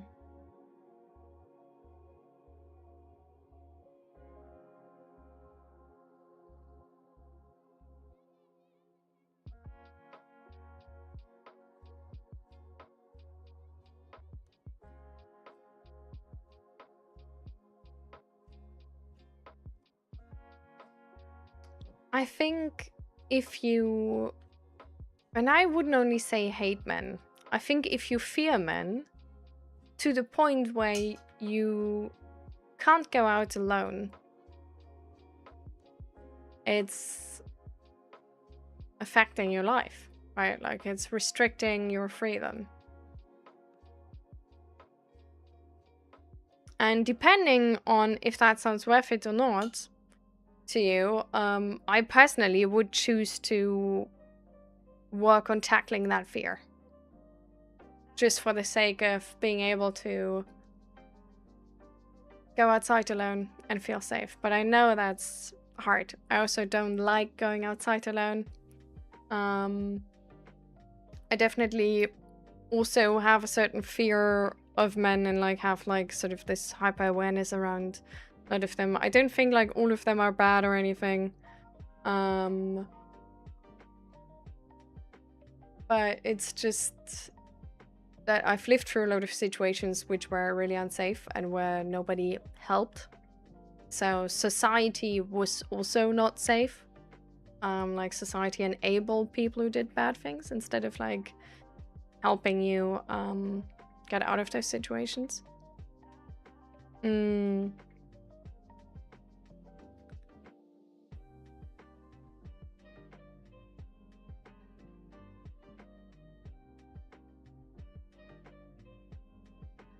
But yeah, it really just depends on like how you want to live your life, right? I don't know, like driving with the car is unsafe. Technically, eating the chicken nuggets every day and like not enough fiber and veggies and all of those things is like upping the risk for certain things, right? Like there's so many things which are like unsafe or unhealthy or bad in the long run, or could be worse, or could expose you to this and that risk and whatever. Like living is risky in its entirety, so I think it just really depends on like what risks are you willing to take and ready to take, and what are you not. And with that, I guess it's like always important to understand the difference with how big you think a risk is and how big it actually is.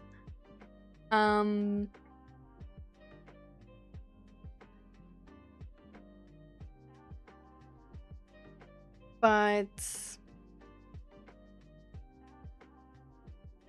I don't think there's like a generally right answer.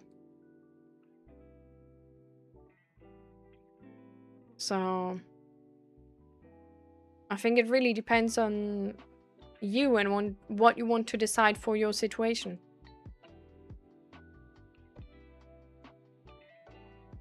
But I do want to like push back on this thing that like all men are like this.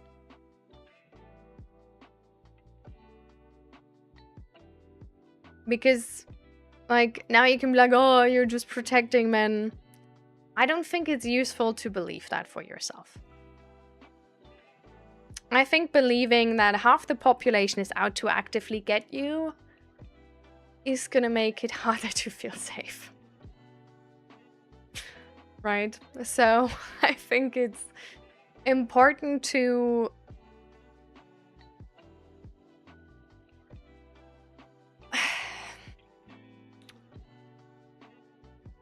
even though the risk is definitely like not nothing, don't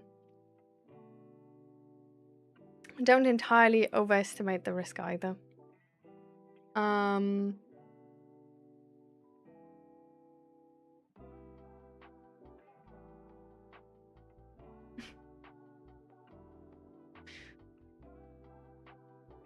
Sorry, buddy, I'm not interested.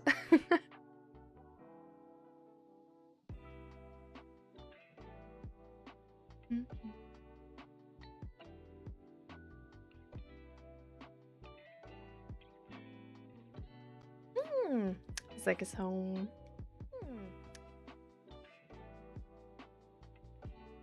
It was just wind going through the room and like all the cat hairs were lifted.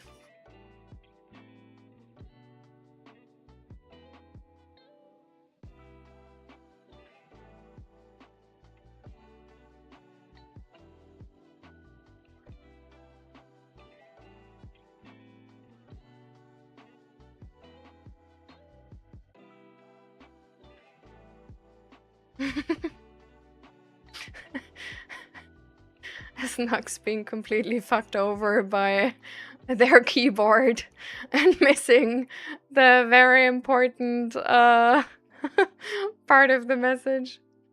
Going from all men are bad to then actually it's not.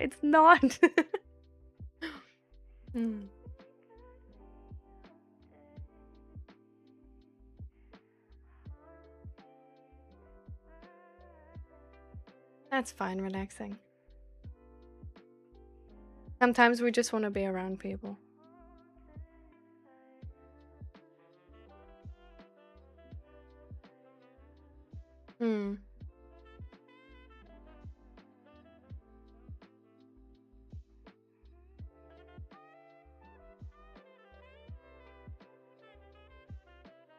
Yeah.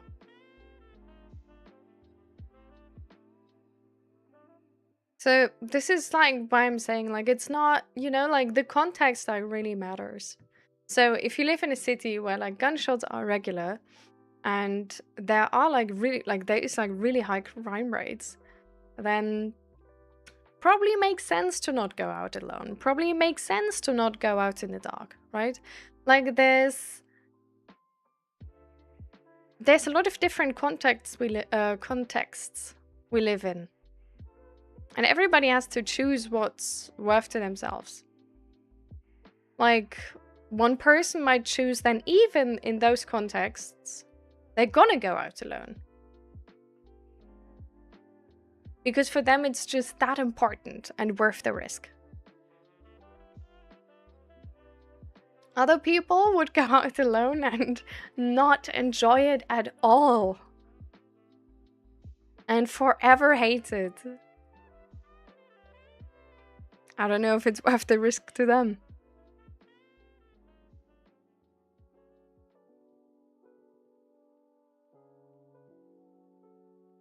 No, but even in big cities, would you go out by yourself at night? I think, again, the context really matters. Like, I think there's some cities where I feel like I definitely wouldn't go outside alone. For sure not. Like, there's some countries I'm not visiting at the moment because, like, I'm not gonna I'm not gonna put a foot in that country. Hell no. Like, that seems definitely not worth the risk to me. Working on, like, going outside alone here, where I know here is fairly safe. You know? Like, I've met a lot of great people here. Like, yes, there's the chance that something bad can happen, sure. But it doesn't need to. You know? But I guess it just, like, really, like, also here, like, bad stuff did happen. Like, last year, there was, like, a man on the, who was on the loose and like only was found like sort of like how long did it take? I don't know, like half a week after or something. And yeah, people didn't go out for that time or like tried to. And like still something happened. So I don't know, you're never guaranteed safety. You could be the first person which dies in that city ever. But it can happen. So it's always just like, is it worth the risk to you? Yes or no? Bad shit can happen all the time. But is it worth the risk of like not living your life in that regard? Right? I don't know, like flying with the plane is technically elevating your cancer risk. Is that worth not flying with the plane? Like ever to no other country? I personally, for myself, will say no. Other people might say yes. So, I don't know, we can't change the world, we can only make our own choices. Right? And I think living 90 years in an absolute, like in your golden cage might be a worse life than 30 years of fully living outside, laughing, and enjoying everything to the fullest. Right? Exactly, it's just risk management, and we all do that the entire time.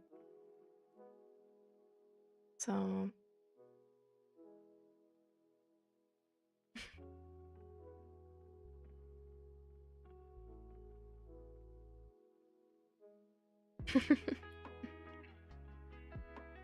yeah. But so, I don't know, like, it's also a thing, like, I sort of decide. Every day, right? For example, like, going to the gym and building that fitness. That's, like, mostly a goal I have for living a healthy, long life. Not getting worse. It's gonna cost me time, energy. My headache might get worse because of it. I definitely won't have energy for certain other things on that day. But it's worth the effort. Not only because it hopefully will pay off when I'm old, but because it will also pay off in my age now. Like, the healthier I am, the less my symptoms are gonna influence me. The more pain I'm gonna be able to tolerate. The higher my energy levels are, the more pain I will be able to tolerate.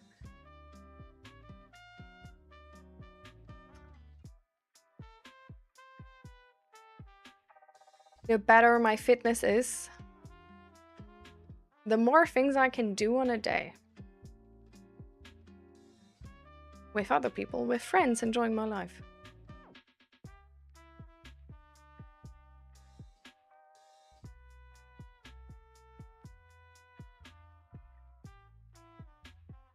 Yeah. Yep, Julia. It's...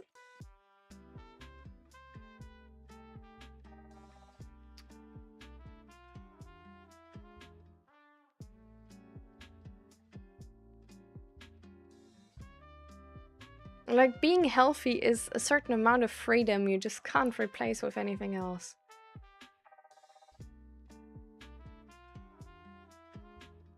So... yeah, that's really why...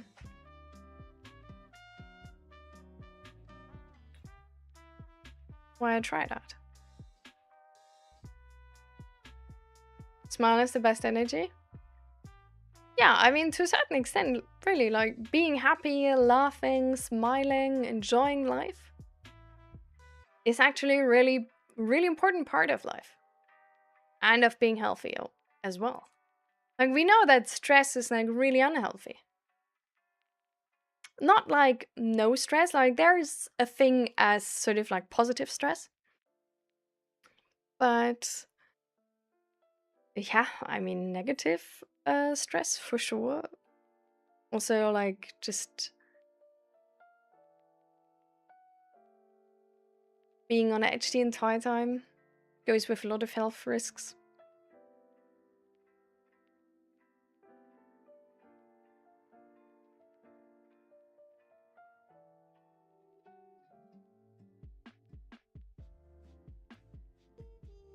Look, guys, the future doctors are learning from AI, so you guys need to start eating and workouts. Yeah, I mean, to a certain extent, it really is. Like, there's my headaches potentially started because I quit fitness, and then and then with COVID, well, I didn't just quit fitness, right? But I quit fitness because of COVID. And then I was working at this job where I had like really bad like ergonomics. And that with my like sort of with like my back pain and my tension anyhow in my body probably led to my headache starting. So I don't know, would I have, like, if I would have been healthier with when did COVID start? 2020? 2021? I don't know. Then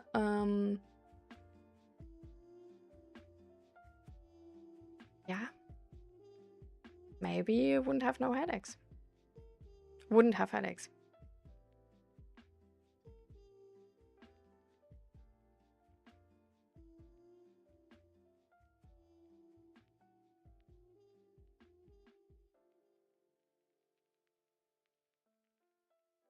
I think being stubborn is actually not even that bad. I think most importantly, it's being aware that you're stubborn and being vulnerable enough to share it. It's okay to not understand stuff anymore when you're old. And it's okay to rather stick to what you know instead of exposing yourself to something new. But we just shouldn't pretend that this decision is made from logic and should just share that it's made from emotion and that it's okay when other people choose different.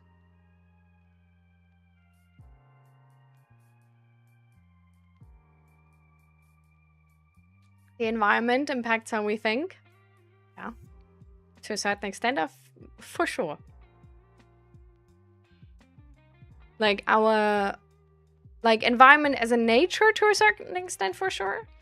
Environment as in our surroundings, like what content we consume and all of these things, heavily.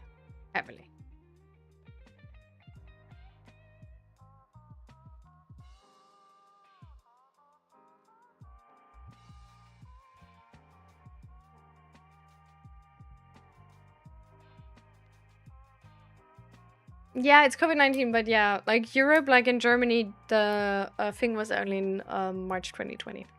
Danke, Judith.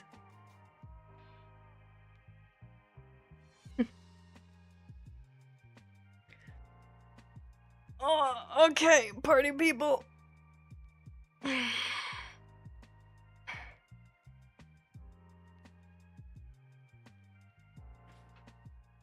If Zach is already home now, I wanna end the stream and then I'm gonna eat something.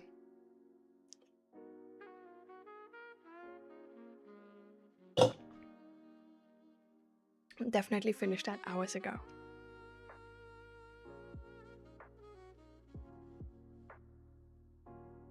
Well, this would be my breakfast, lunch, dinner.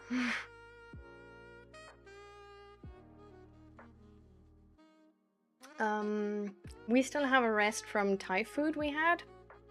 I got like masaman curry. So maybe that.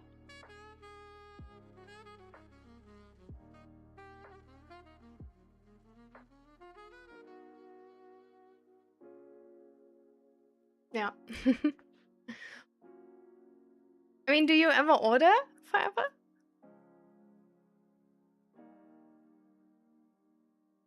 Okay, party people is my cue. There are new songs waiting to flutter out of my hands. Oh, I can't wait, Judith. I can't wait. I think it's so cool. Would you like the belly breathing prompt?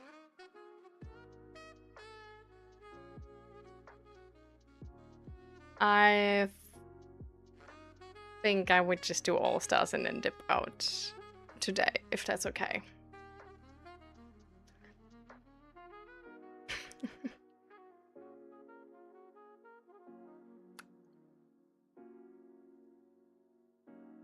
Waste coin money. Yeah. Understandable.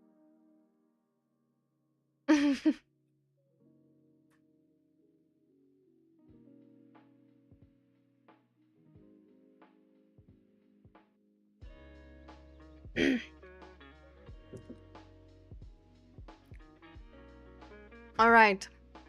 So let's do all stars, shall we?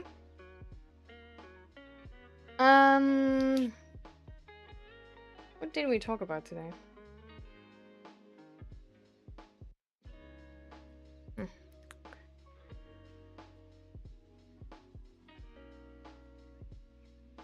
Talked about giftedness.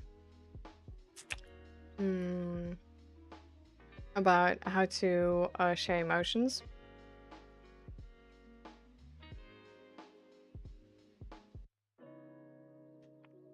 And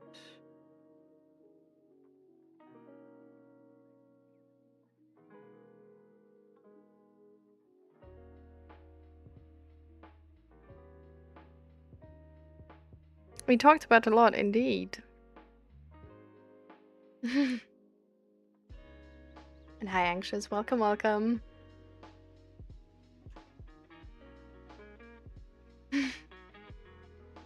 I'm sorry, 69. But, I mean, you can always watch the what if you want to.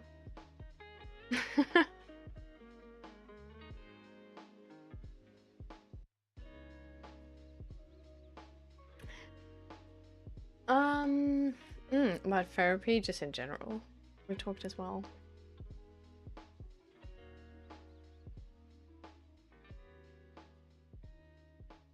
I feel so much older knowing it was 6 years ago. The fact that COVID was so long ago is crazy to me. For sure.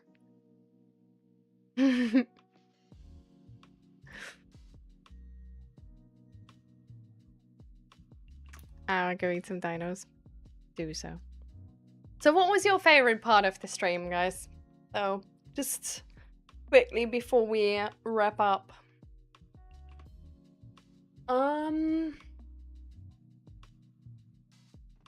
Well, I mean, my favorite part of the stream was when Indie gifted 9 subs.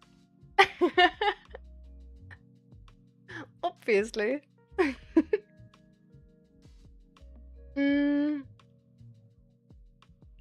And also, they talk about how to talk about feelings.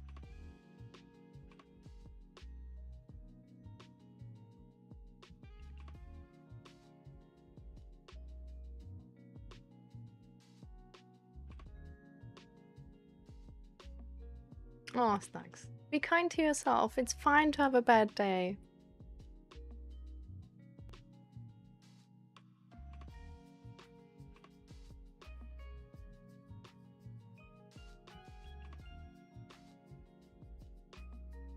And I would definitely consider what I think, was it Judith who proposed that idea? But like going for a walk, Snacks?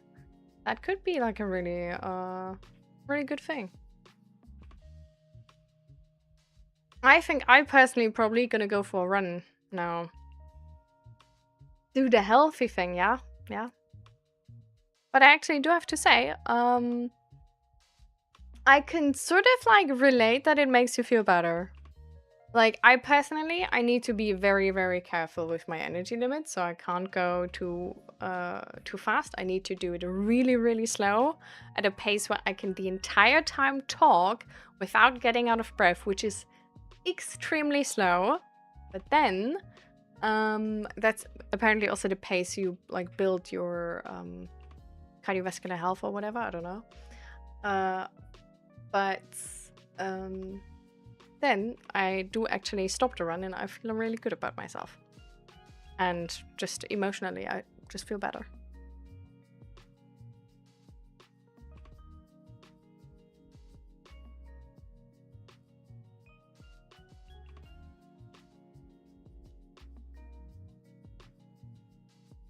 I've been in a real relationship since the pandemic. That's an especially old feeling.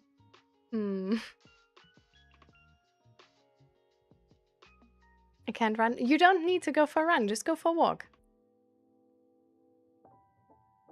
I mean, hell, you can even sit on the balcony. Just like being somewhere in nature can be really nice. Or like go to the gym, do like an upper body workout.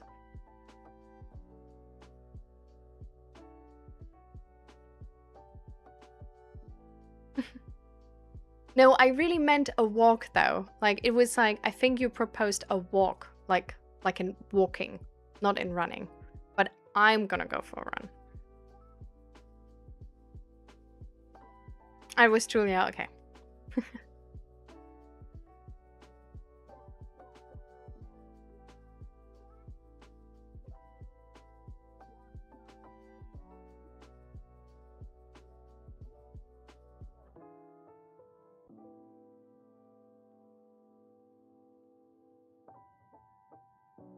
I already feel like it's so exhausting to barely move my feet forward. I'm also really, really bad at endurance. I'm also really bad at pacing myself. It really helped me to pace myself through talking the entire time. And if I get out of breath, I need to go slower. Like, it really needs to feel sort of like you're doing nothing, essentially. But still, at the end, like, you feel like you did something and you feel better. And I don't know, like, it somehow works.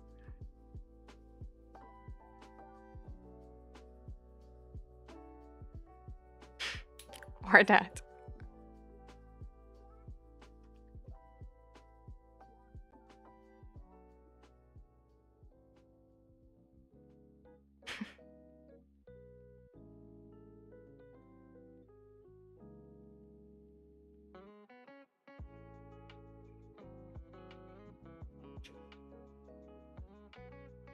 Oh.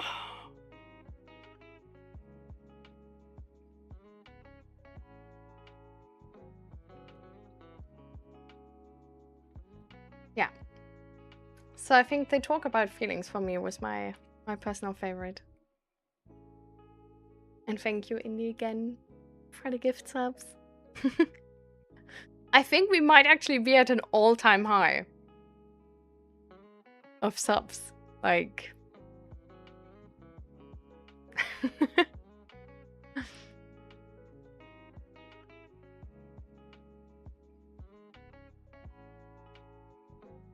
So... But then, I will say, here's my Discord, everybody. If anybody wants to watch the VOD, you can do so on the YouTube. And if you want to check out what I sell in my shop, you can do so here. About the Crash Cat? Yeah. I don't know. He was really cute today, actually. Like, he came up for, like, a real good pet, you know? Like, he was really enjoying it so much. Like, I think it... Like... I don't know. Like, it... To this extent, like, he was really enjoying it today. He was really leaning into the pet so much. That was really cute. And thank you for the follow. And welcome, welcome. How can you identify mental health? We're about to go offline, sadly, Score. But you can ask me this question on Thursday when we talk about mental health again. Because we're like at the end. We like shared all links already. We're like good to go, you know? So I think we have to leave that question for next time.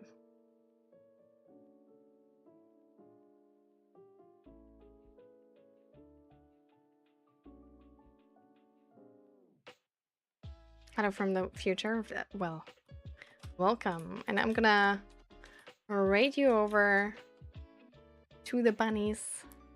And then, yeah. So I might be live between today and Thursday with co-working streams. But the next mental health talk is on Thursday. So hope to see you there. Thank you so much for the stream today. It was lovely. I'm gonna raid you over to see some cute bunnies. And then we're gonna see each other. Like I'm not sure about tomorrow yet. But we're gonna see each other soon. So thank you all for being here, and see you guys next time.